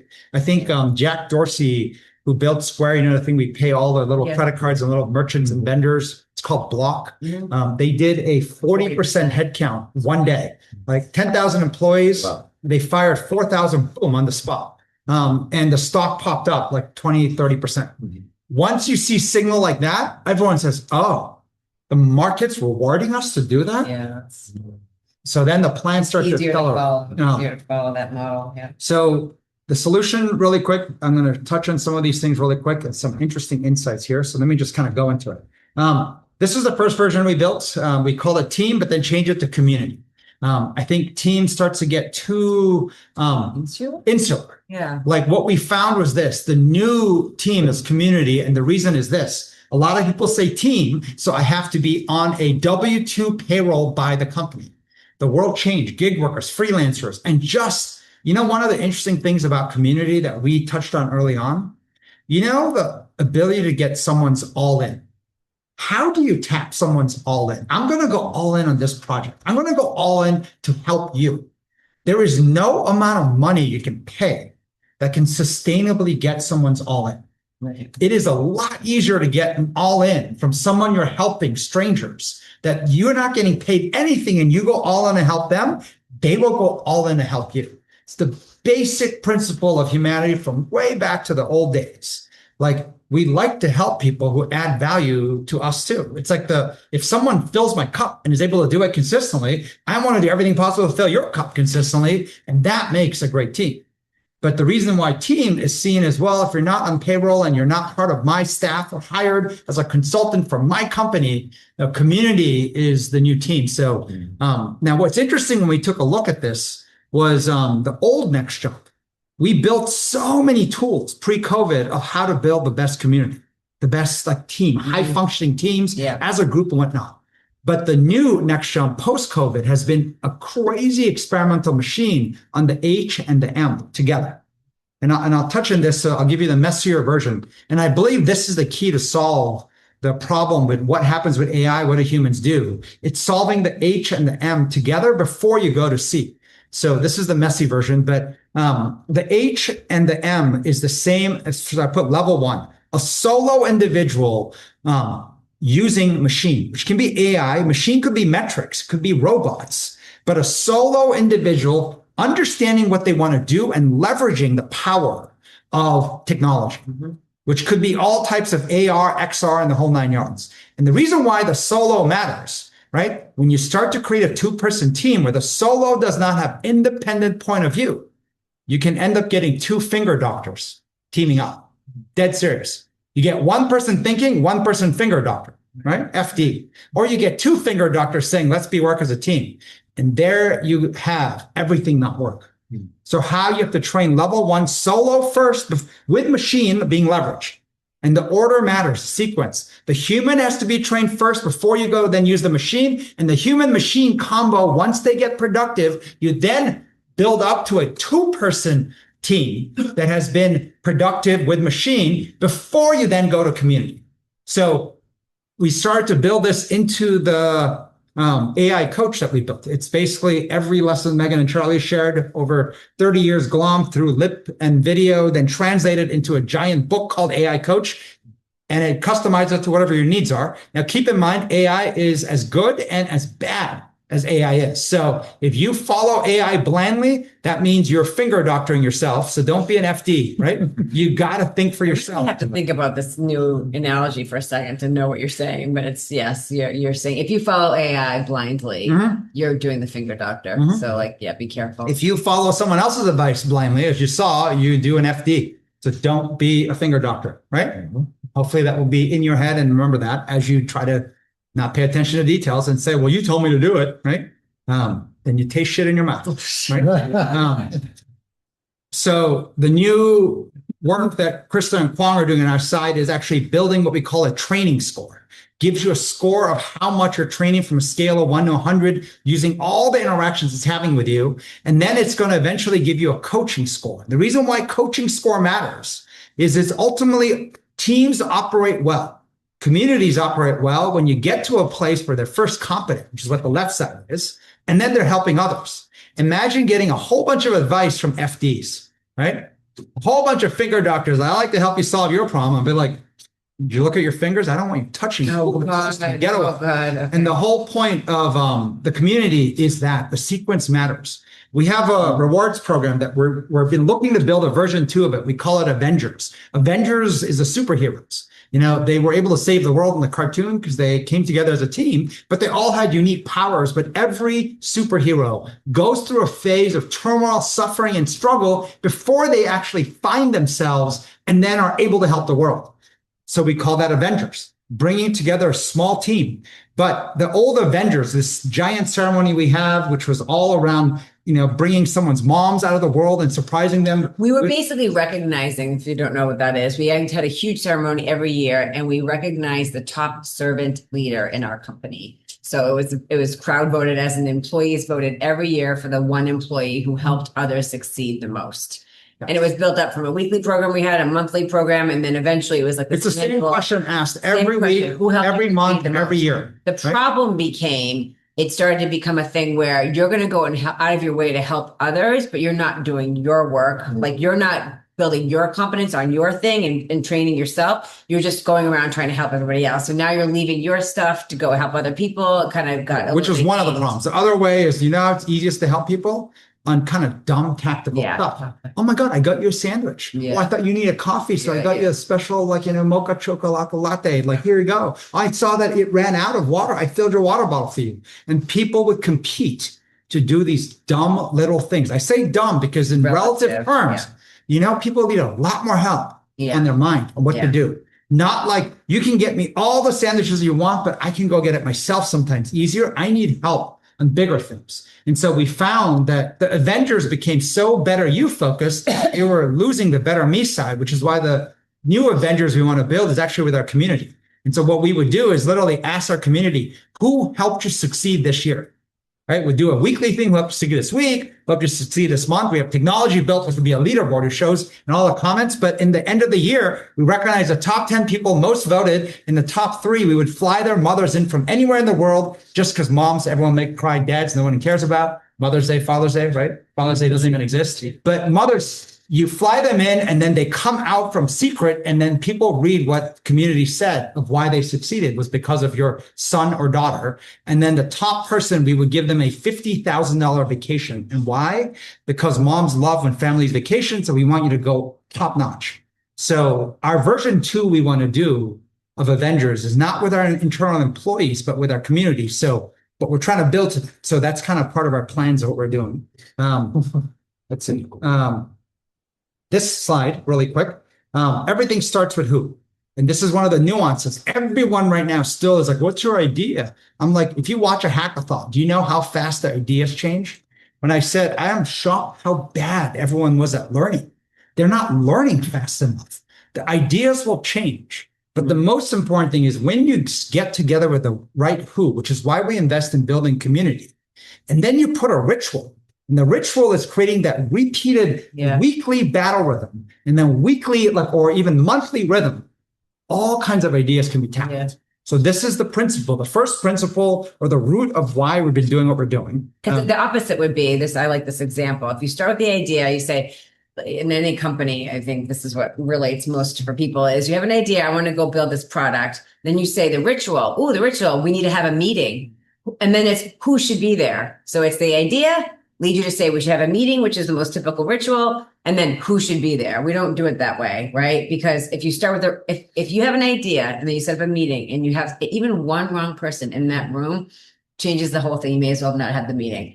If you start with who you engage, who you think best with, right? Who you can give truth to, where there's no hostility of silence, like you can think, you can use your full brain, then you can go do anything. But I think most companies, people just do it the wrong way. Yes. So everyone does it backwards, but that's what happens when there's major change in the world, right? Yeah. You're doing it literally completely wrong, right? It's not even just a little wrong. No, completely wrong, which is why it's so hard to change what people are doing. Yeah.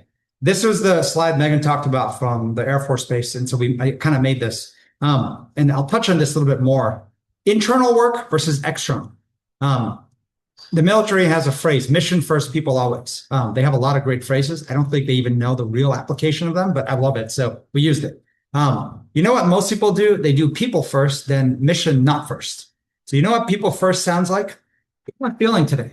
Right? You start literally with how am I feeling today? Yeah. Do I feel like in my head? Safe? Do I feel safe? Do I feel okay, excited? You start to go and feed that first. And before you know it, right?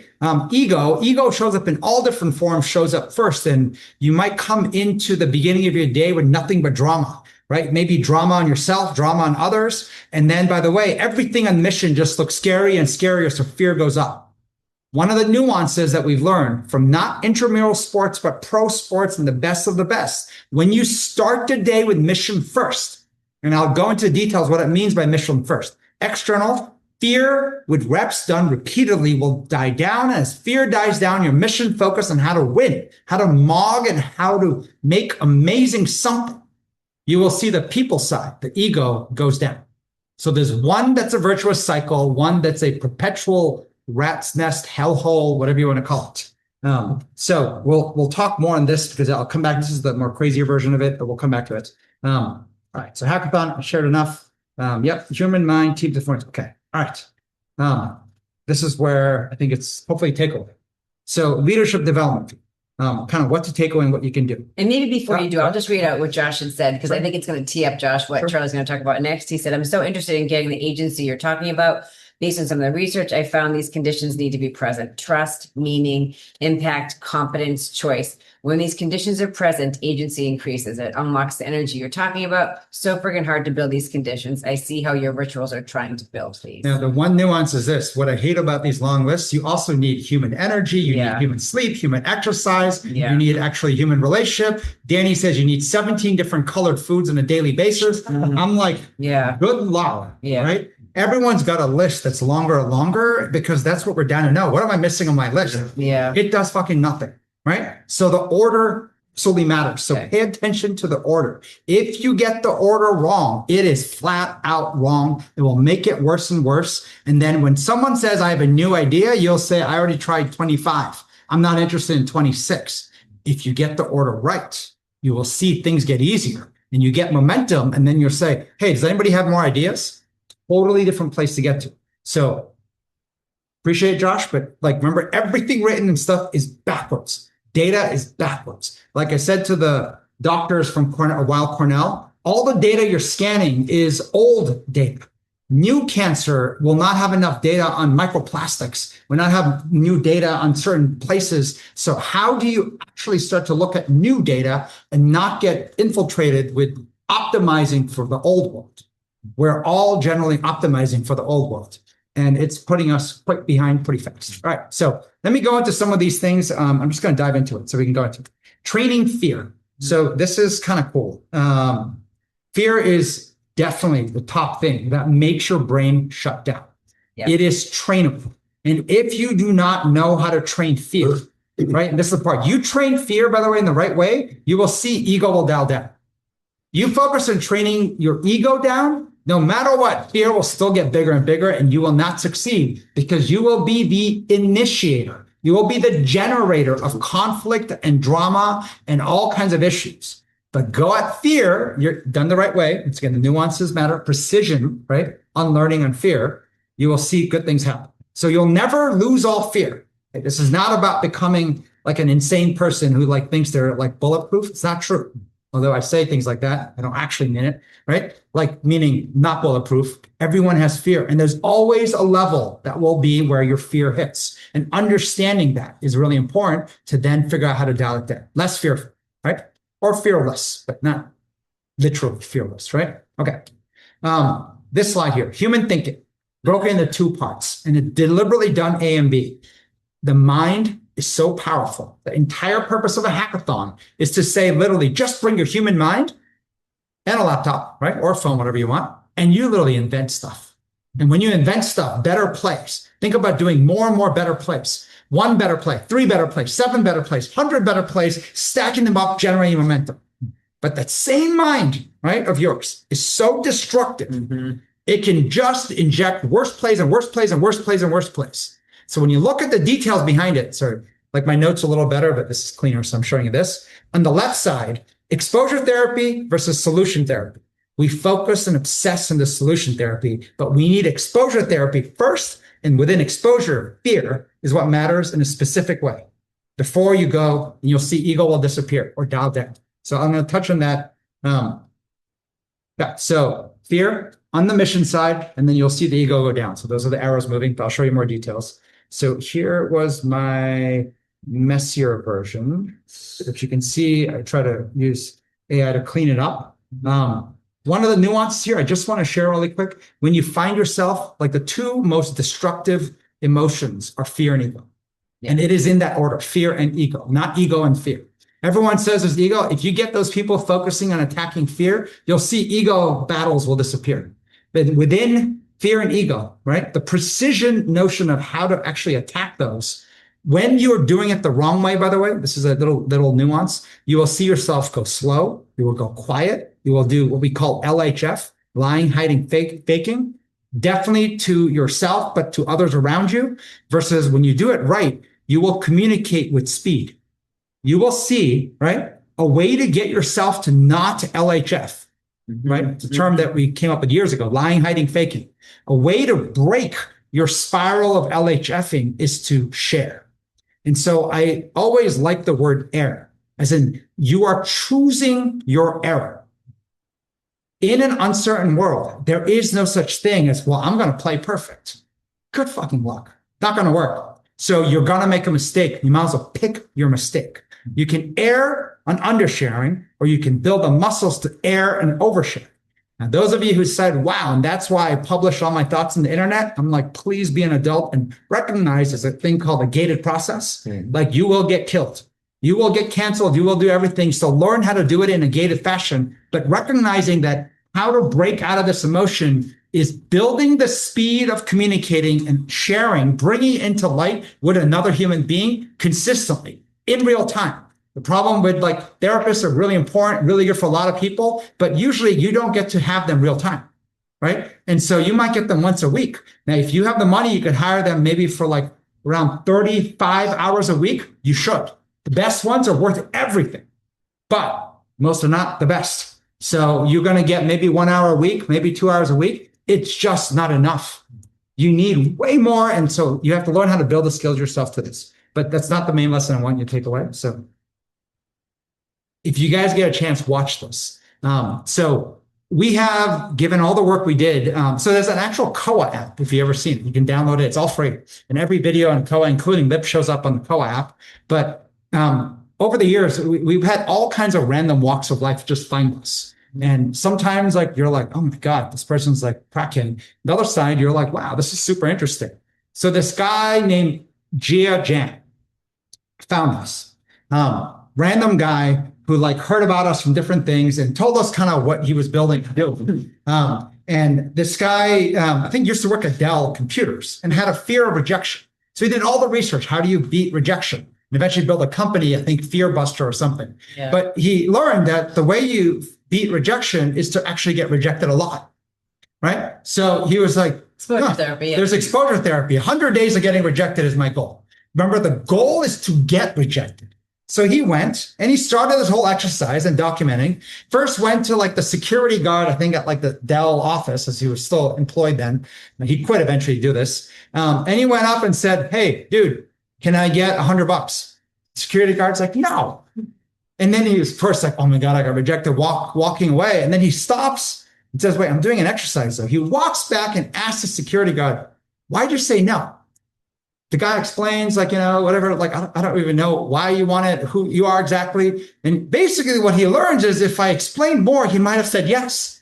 So then he's like, I'm going to try to get rejected 100 times, right? So he tries to go and he starts doing this really weird stuff. He knocks at some random, somewhere like a down south person's home with a soccer ball in his hand, says, can I play soccer in your backyard? And the person's like, sure. So he goes and plays soccer in the backyard. Then he goes and, remember, he's getting rejected a lot, right? Then he goes to a random police guy, says, can I drive your police car just around the block? And the police car is like, sure. So he's like, what? Like, I can't believe they're saying yes. He went on Southwest Airlines, asked the stewardess, can I give the safety announcement? And this guy's got a bad Chinese accent. You can barely understand what he's saying at times. He's like, can I give the, and the person's like, no, the person's like, what? Like, you're not like, he's like, they probably will listen to me more than you, and convinces them to let him give the safety announcement to the Southwest flight.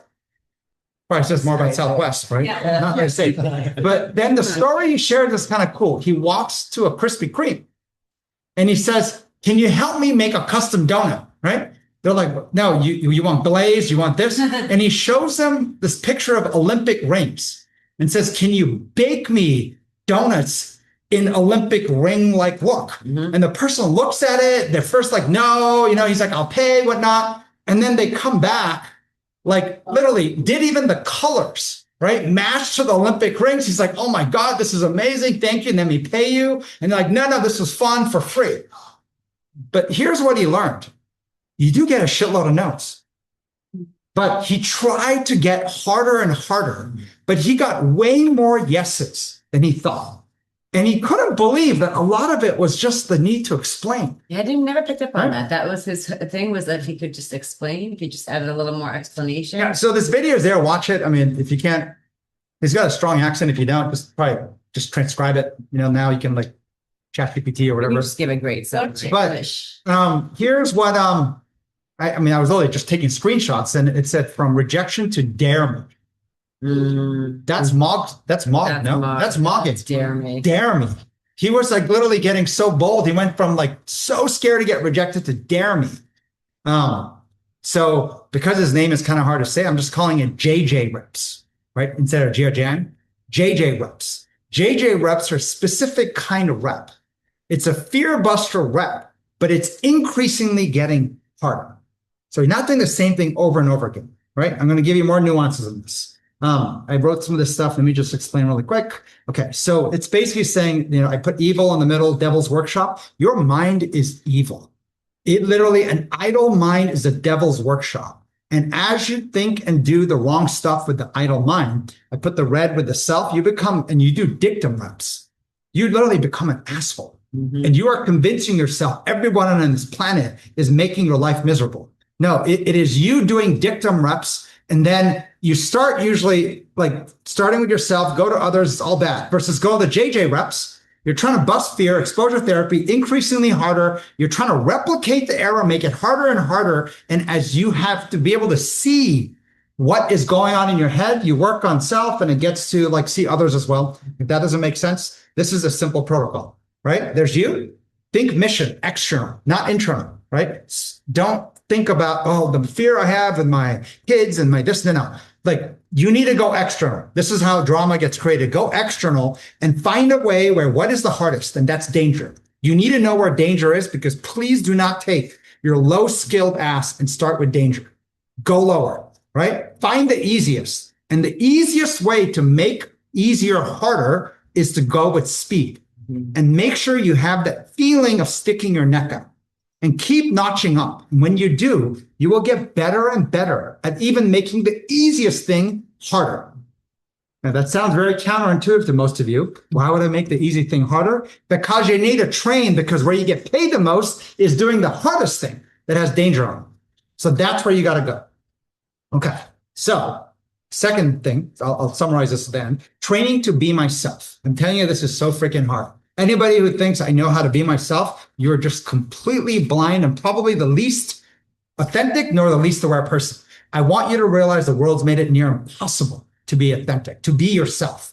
And so once again, speed is what creates judgment. System one is the visceral brain, the intuitive brain, which is what is authentic and visceral. So I'm going to touch on how to translate this into something practical you can do. So this is my notes that look like this, that made it prettier like this for you. So S1 is system one. Daniel Kahneman had it. S2 is logical thinking. Daniel Kahneman died before the world got really like complex and smart. So he basically published and won a Nobel Prize that said system one, right? Why you don't go with your gut, your intuition is all broken. Right? The man died before things got more complicated and he would not learn, right? Or actually spread the notion that system one is flawed and bad versus guess what we have found? System one is where the gold is. And in fact, when the age of AI, that human machine community, the human is system one. That is your human competitive edge. So once you go slow, which is where your logical brain goes into what am I supposed to say? Oh my God, you're starting to analyze and whatnot.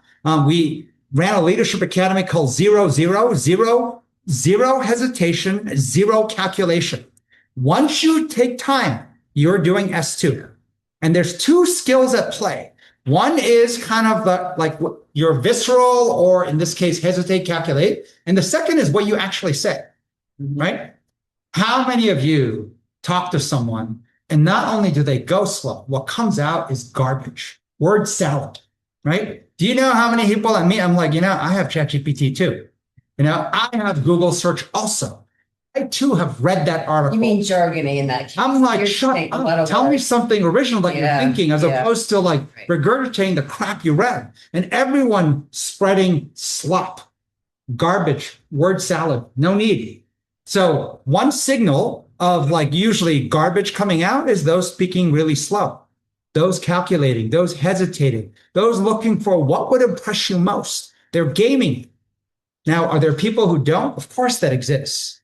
But I'm telling you, most people, 99.999% doing the right side red boxes. So you have to do the left side.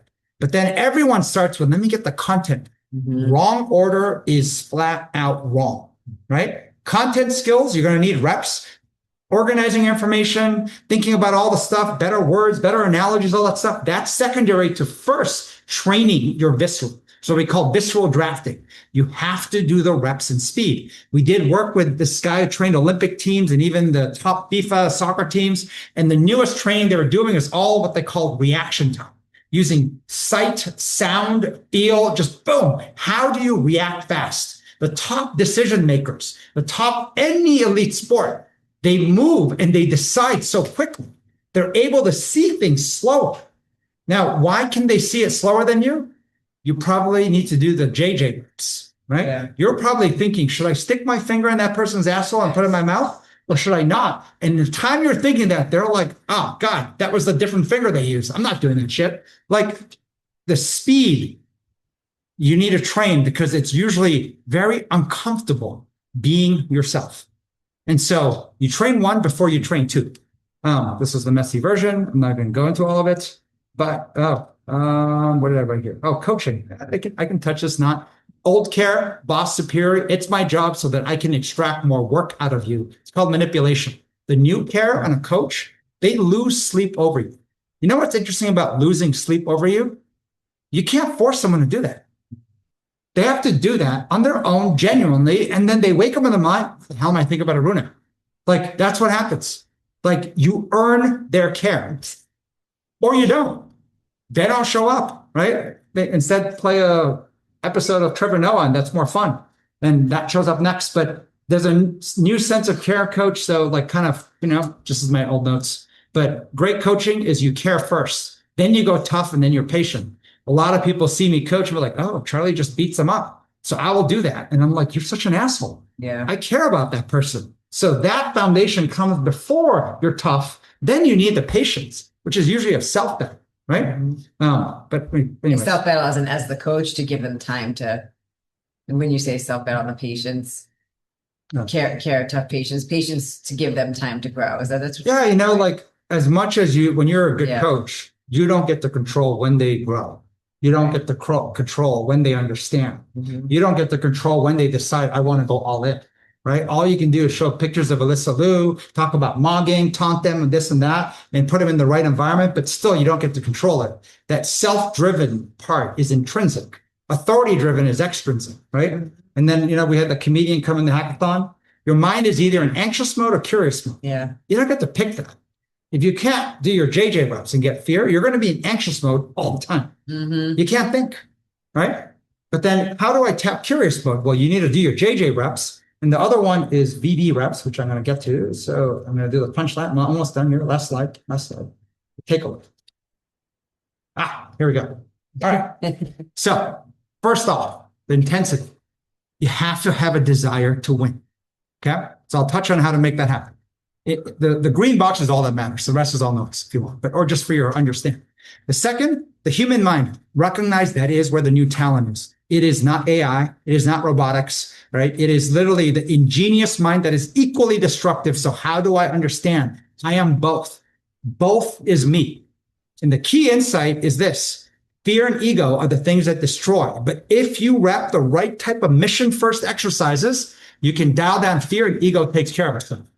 So the two things you have to wrap, 4 and 5, right? JJ reps. Do your little thing, danger identified, easiest, make harder and harder, and do this at least twice a week minimum. If you can do it, if you want to go elite, go twice a day. If you really want to go elite, go twice a day before noon. Do your JJ reps, right? So we can talk in details what to do. But the second thing, and this is sort of the defense versus offense, the ingenious side, do your visceral drafting reps. But in visceral drafting, there's a nuance that matters. The word mog does not mean much to you unless you're a Gen Z or you're like an Olympic skater. Shockingly cool is what I would ask you to do. When you do something and you do anything that you want to do, invent, shockingly cool is a term that we had built years back with Ron, with Google and all this stuff. And the reason I like the word shockingly cool is this. Cool is a very interesting word, but shocking. And I was talking to Megan this morning before class. She was like, oh, so you impress people. No, you can impress yourself first. You ever do something you're like, oh my God, it's so freaking cool. Yeah. Right? And then you showed someone, they're like, no, I think that's not. And then you're like, oh, maybe I have to go back to a drawing board. Right? Right. And then you try again. And then when they're like, oh my God, how'd you do that? You're like, I know. Can I tell you? Yeah. DD reps on a daily basis, or so twice a week minimum. If not, if you want to go elite, at least 2 VD reps before noon and all that good stuff in a day, but like make something shockingly cool. Talking to Kathy last night, or it was the last night, the day before, I was like, building community. I want you to go for shockingly cool, which means I want you to do your visceral drafts so that when someone walks into an event here, they're like, holy shit, I didn't even know community could be defined like this. I've never seen anything like this. More. I want more. I'm like, oh my God, everything you're doing is just out of control. Everything from the name tag to the way I walked in, how I started, all the way to how it ended, to the follow-up, to the email, everything is just shockingly cool. Be like, I know. That's awesome. How do I get better? But the key was also to do it efficiently and Oh. not be spending your entire week on it. That's not shockingly Yeah. cool. That is loser. Yeah. That is not Bloodshot eyes. I haven't slept. I've been crying all day. I've been, yeah. No, but you Yeah. can do all that, but if it takes you too much time, too much effort, and you can't do other things, then that's not shockingly cool. Yeah, That's, if you want, I don't put know a what you picture call of, that. no, That I'm saying, put a sucks. picture of Alyssa Liu, right? Yeah, You saw her face, right? Awesome with Yeah. ease. awesome with ease. Yeah. Now realize if you don't do 4 and 5, What's you're for- going to do the alternate 4 and 5 reps, FD reps, Oh. right? Right. Most of us are walking around doing FD reps, right? So do not ask dumb questions since you now know why your mouth tastes like shit. You're doing it to yourself. Okay. FD reps Hmm. versus the other 2 are better. So maybe we'll figure more stuff out, but this is why I sent Greg a note. Think I know how to fix the world. All right. We'll take some questions. All right, well, small slides. Small. The 70 slides, but actually it's 12:51 and less than 2 hours. It's pretty good. You guys, if there's questions in here, I think I was just going to maybe make one quick comment and then we'll leave it up to that Greg had said something I wanted to go back to. Okay. Greg, I Tell don't me, know if Greg- tell me You what know, it is roughly. Greg said at 12:38, he said he has the Gia Jang thing, I think the example is he has so many examples of how wrong our predictions of how other people respond, what Yeah. they are thinking. Yes. I do feel like Yes. that we'll walk around with a lot of assumptions and judgments of what other people will say or do or are Yes. thinking of us, which is what I think does create a shit ton of fear. Totally.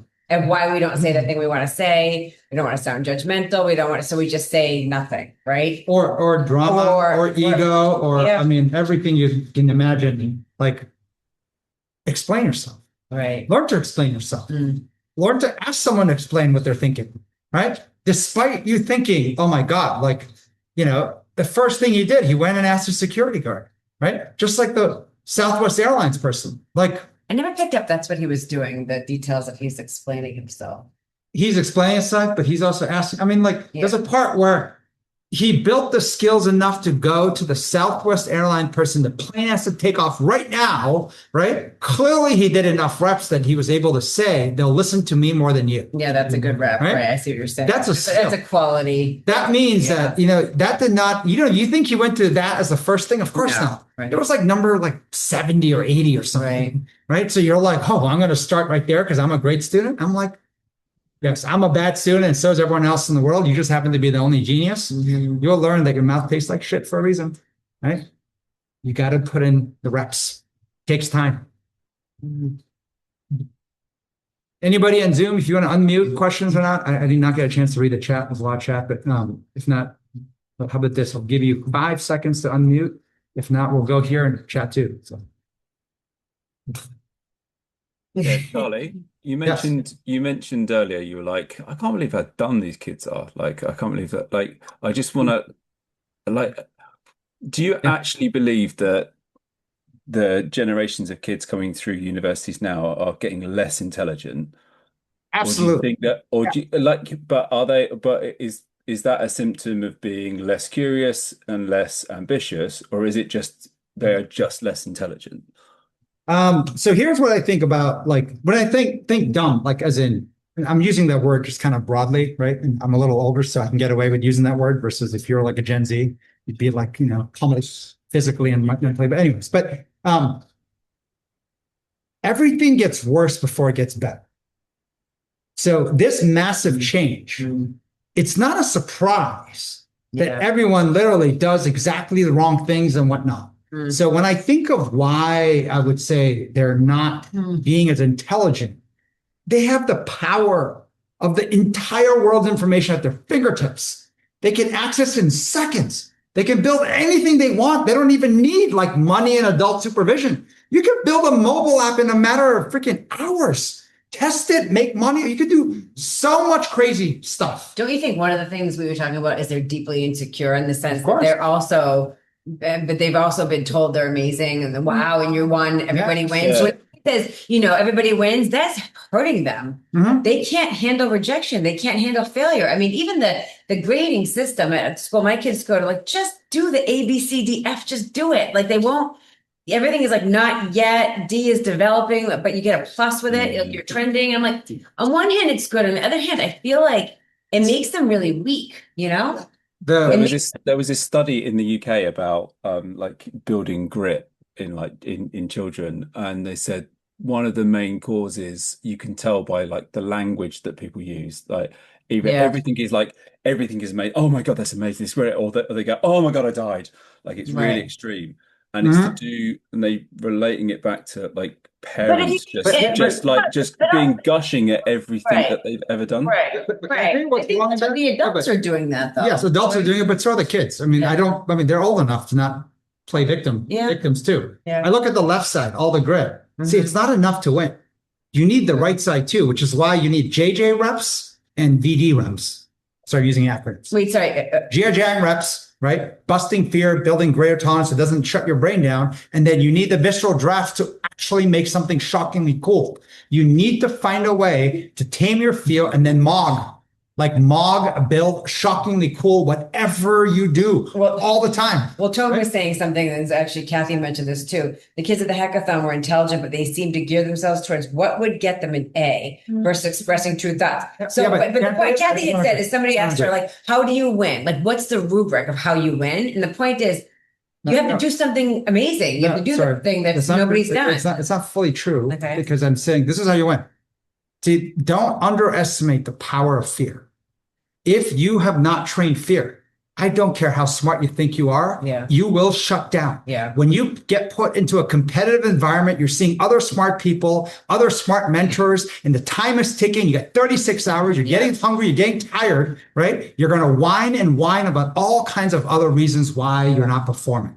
How do you shut that down? The only way is to rep. The JJ reps will help you get there. Right. But then how do you find in that instance that you can generate the mental energy and the fortitude to invent shockingly cool? And so when Tone says get an A, what are you talking about? What's an A? It's like, this is the dumb discussions at the same tone. I mean this well, but like everyone has, and I said dumb because the language I use in our team here. Let me show you what I showed them. Here it is. This is what the shockingly cool. You know what it is? What does it mean to win? What's your criteria? What's the judging score? What's the expectation? What's the metric? I'm like, I don't fucking know. Make something awesome. What exactly is awesome? Awesome to you is different than awesome to me. I'm like, Jesus fucking Christ.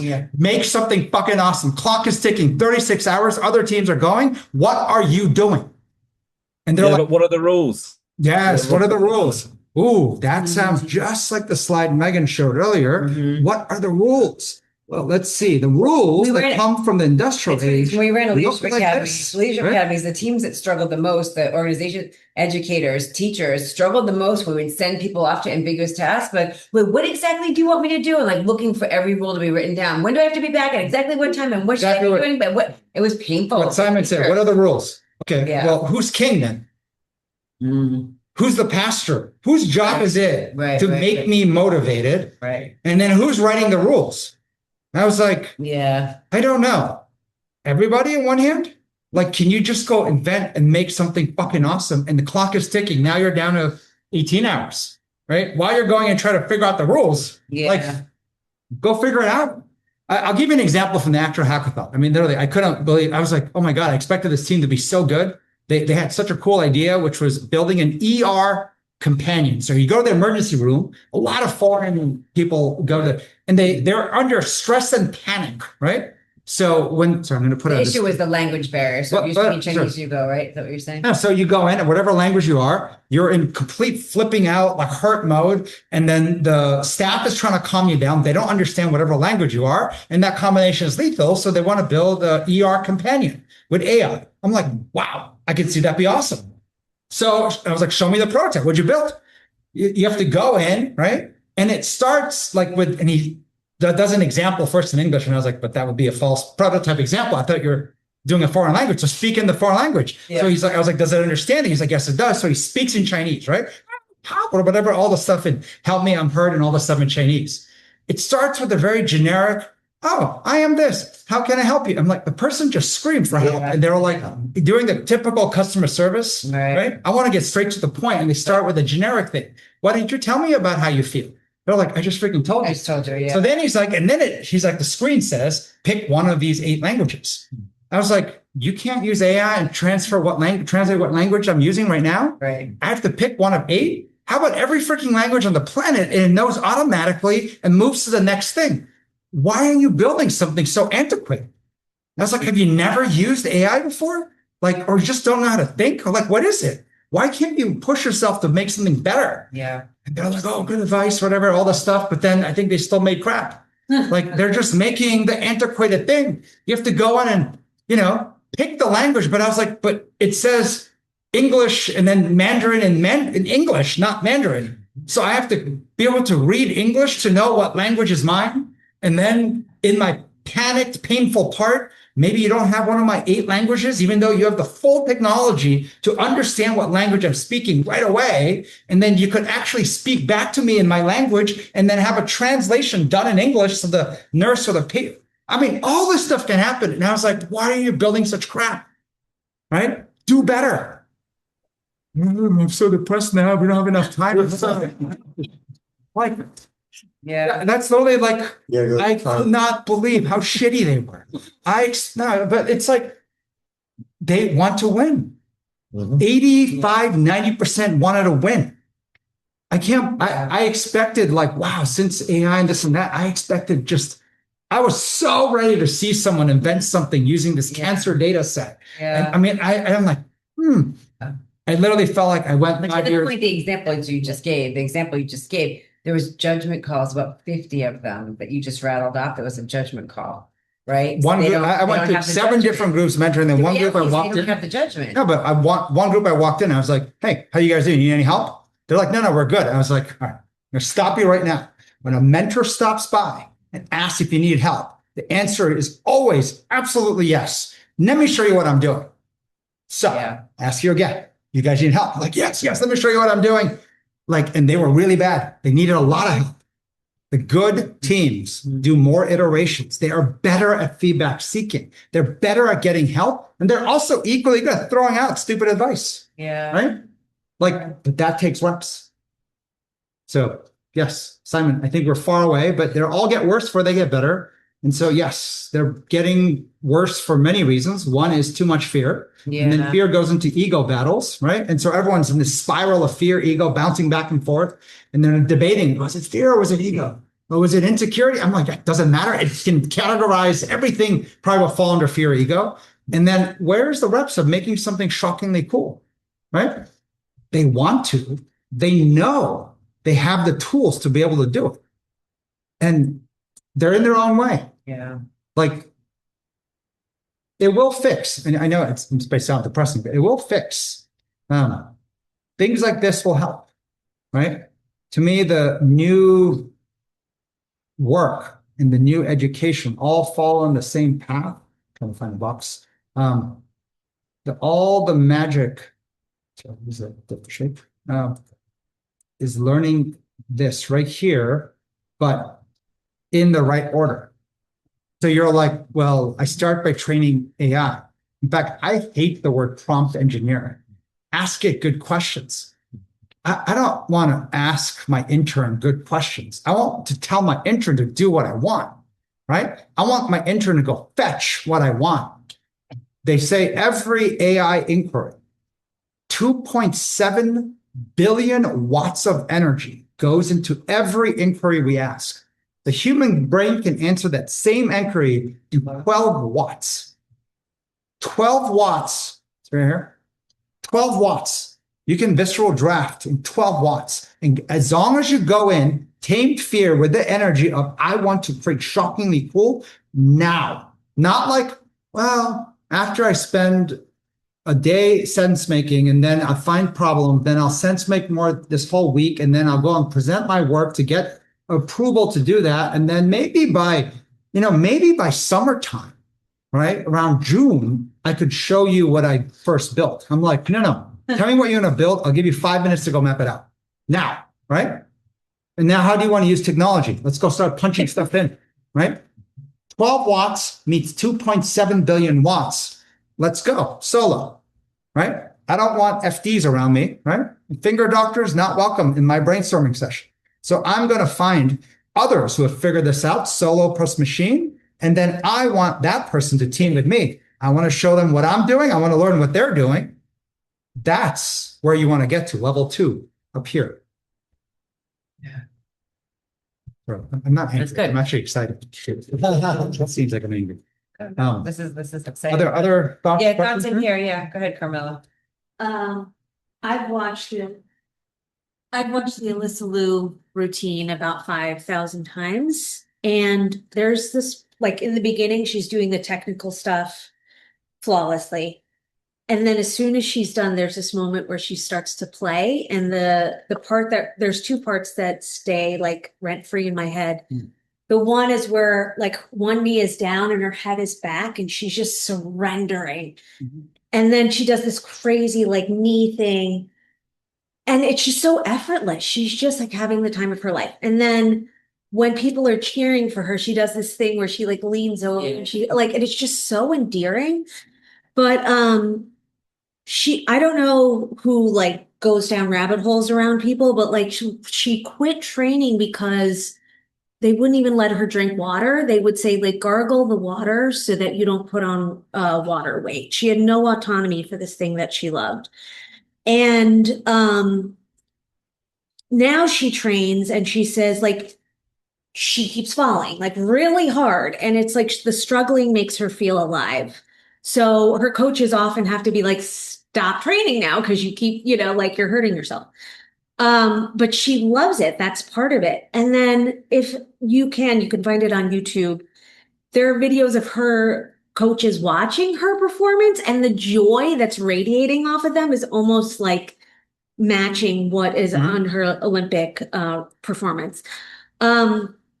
Then to another Olympic athlete, Eileen Gu, someone had asked her, no offense, but do you think before you answer? And I sent this because they were just like, you just seem so ready to like answer any question. And she talked about how she really takes the time to reflect and like be with her thoughts. And like, it was inspiring because I work best when I journal and I don't journal every day. Like I'm so like on my phone or, and so these women who are decades younger than me, like I want to grow up to be them.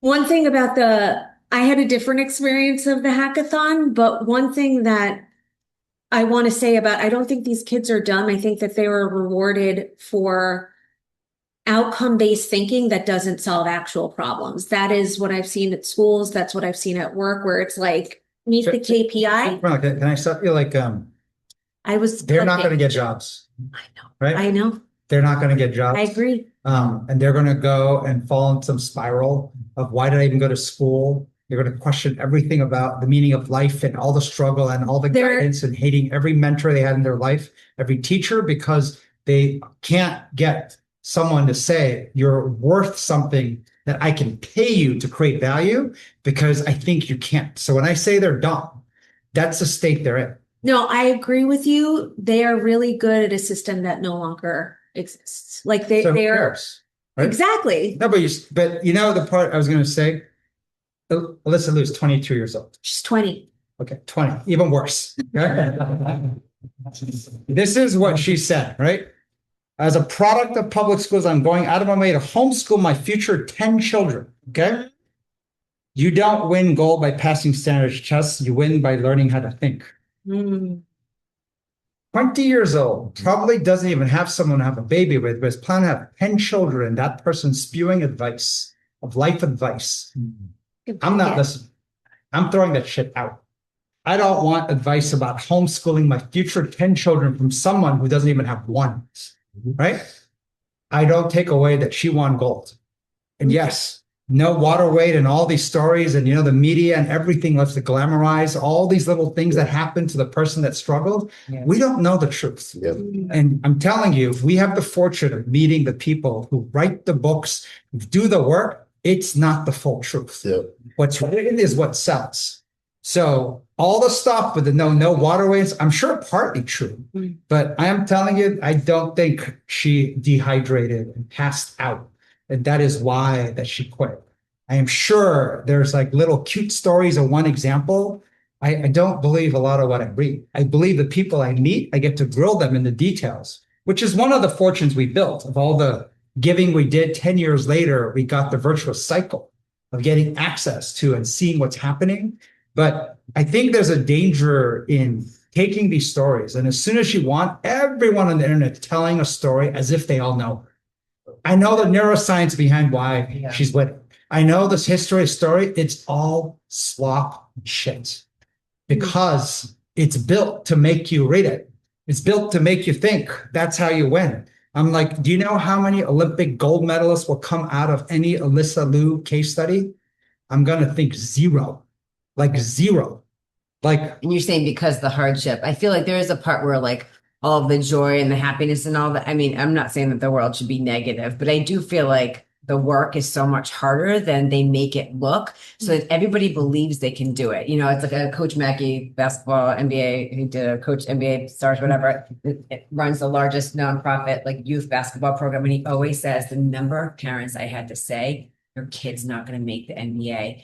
Their hands aren't big enough. They're not tall enough. They're not working hard. They're not going to make it. But they're just not going to make it. But they're told, and sort of it gets glamorized how Kobe Bryant got there, or how Michael Jordan. And I think we can take inspiration from it. It's just you realize 99.9% of us will never get there because we're not doing the hard thing, right? Like not doing the hard rep. Like I'll try my rep right now. If you come out, you could try even right now, do the fear thing, the thing that would be harder for you to share. Even right now, like if anybody asking questions, like we could bring up the thing that's way harder for us right now. Like that just scares the shit out of us to say or to comment on and create that. Like that's the rep. Like that's an opportunity right now. Like Laura, Kathy, Tom, like anybody, Greg or Weiwei or anybody on our team or anybody can just jump in and just say the hard thing, do the hard thing, do the reps, because that's how winning happens. Mm-hmm. I mean, it doesn't happen. Like I like watching inspirational things. It's like we need that, but that's part of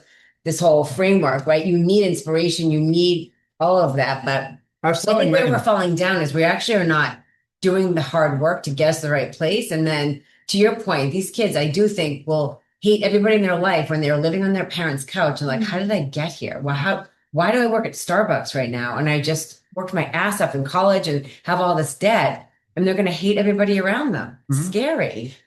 So, Rowena, you had a question about what advice do you have for people that have housing, food insecurity, spend most of their time and energy on the base of pyramid needs of survival? How do you address poverty mindset to allow for bigger thinking and risk taking? So here's a true story of that interesting stuff.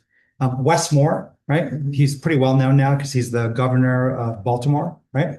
So we met Wes Moore he came and gave a talk at our company. And he wrote a book. It's called The Other Wes Moore.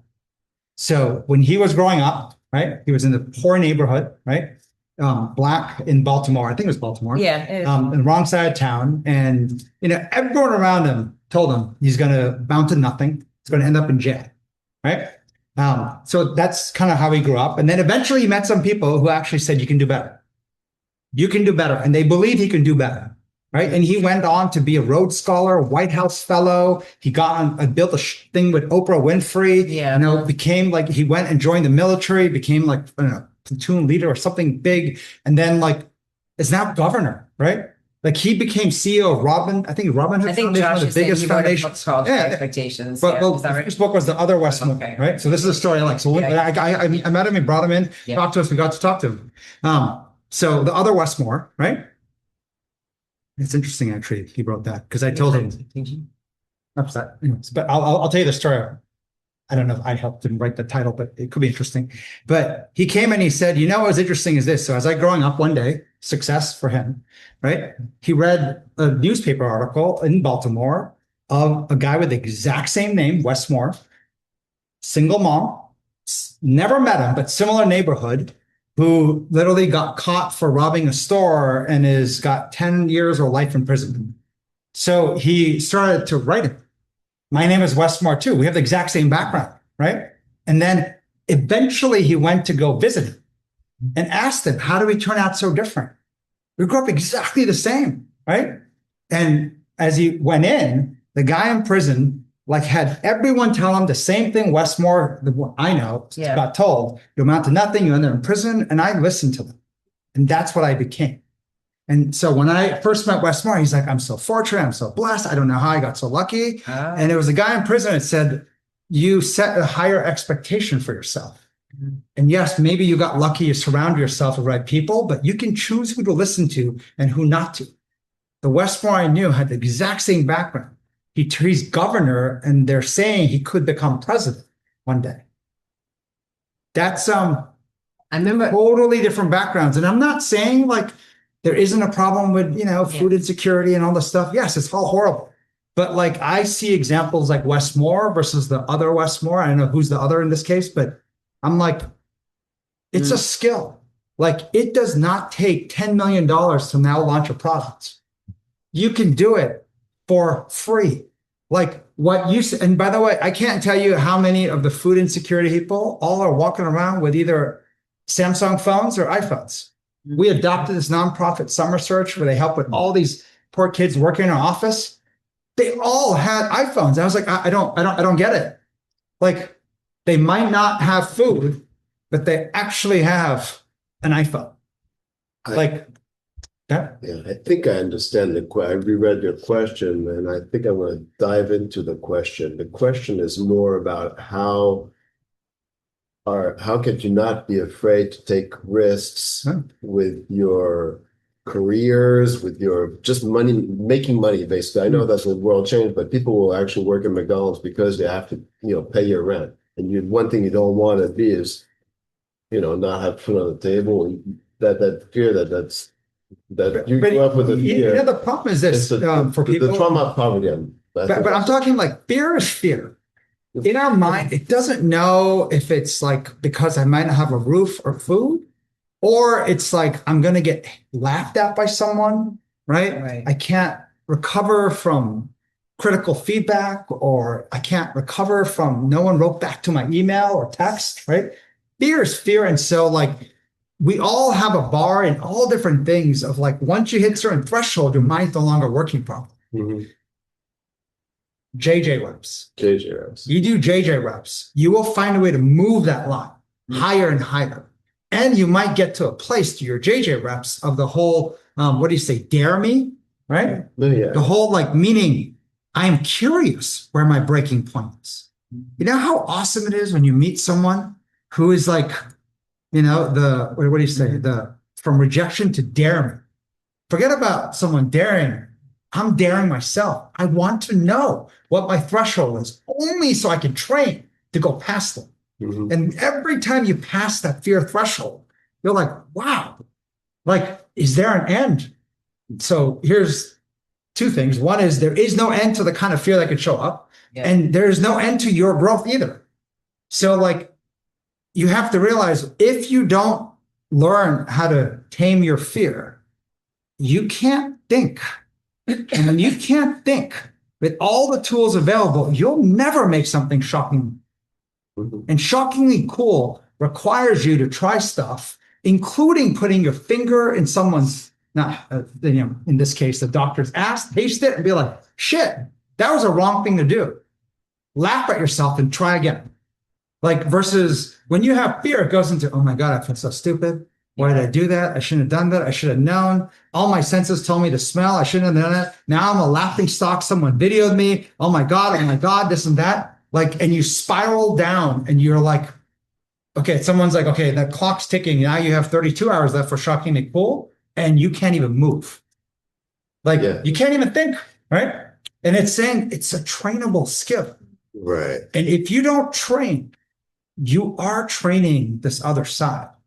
Idle mind, evil, right? And you are looking for someone to inspire you, someone to tell you what to do. And that is you sticking your finger in the wrong place and doing an FD rep. It happens to all of us. Like, and there's nothing wrong with it happening. It's just that, like, the whole part I said. So, I mean, we could get rid of poverty then this way. I mean, the thing, because from my understanding of it is that it's actually growing in it is. When you say we can get rid of poverty, are you talking to me or you or? I just think can humanity get rid of? Can we like? So the question here, because my understanding, why are you? Wait. The question is actually because poverty is growing in poverty. From my understanding, is traumatic, and it's something that you grow up with, and then you have So it's the inequality of the beginning state, and then what you do in your life to actually, change it. So yeah, JJ reps and all that, that makes a difference. So yeah. Okay. I mean, think you what answered you're the question, but if we're saying too is if you could fix education, right, and every kid, hopefully, right, even I mean, my son goes to a school that has a lot of kids who are on food stamps and down in, and there's a lot of kids who I think don't eat breakfast and yeah, there's a lot of that's the poverty. point. But if that school is training them better, it's a community. Actually, they call it the Oregon community. It's a community, but as they get stronger, the school gets better. Those kids would have the same opportunities as the other kids, right? So it's, I mean, don't you think ultimately that's kind of the place they can thrive and if they're in the right. well, some people will do things by the fear of not having food on the table. They actually take the money Right, from right, whoever yeah, that yes, evil yes, person is. yes. It's going to be like, you work Yeah. for me, I'll make you. And however intelligent you are, I know how to get you because you grew up in poverty, you're traumatized, and I own you. And that's Yeah. So I grew up in Nigeria, and you go around there, you understand what not having food looks Yeah. like. My dad spent his whole career trying to help that. I have not seen almost any human being in the United States that comes even close to what that looks like. Mm, So like, I'm not taking away that there isn't food insecurity and all that stuff. yeah. There's a lot more junk food, right? There's a lot more of the wrong nutrition, but like, if you see what like real, like no food looks like, it looks different. But no water actually looks like, it looks different. But then you get a little child using a weapon and at 10 years old killing people too. I mean, whatever. You want to solve food, then you want to solve all the arm stuff, and then you want to do what? And I would say we take advice from a 20-year-old about how to have 10 children homeschooled. We read about every problem in the world, and I'm like, okay, as I said, the beginning part, we believe this fully, Yeah. right? Yeah. Poverty's up here, all that stuff, right? Like the stronger this gets, yes, I do believe you can fix every problem in the world. But without this, what you're seeing is what you see almost everywhere. Like everyone's debating, to me, nonsensically on the internet. And there's a 0.01% value in some of that stuff. There's governments and presidents and prime ministers, and then every other person having like nonstop ego battles. And I'm like, I don't think problems are getting better. They're getting worse. Right. But I also like that history shows it gets worse before it gets better. Right. But we're building. We're building shockingly cool in here, this exact thing. We are actually doing this thing, testing like in details. There's a new next jump since COVID. We're trying to build this. We have this other part built. I think there's a lot of people who are kind of full of shit out there doing all kinds of crappy stuff. We're in the trenches. I believe we are fully in the work, So, That's cool. all right. We will end with that. I'm supposed to It's be 2.5 hours. Let's eat. Yes, we gotta eat lunch. Florence, have your lunch. Who else is on here? Tone and Yes. and I feel like we will see you guys later. You can talk more. Okay. All right. Thank you, guys.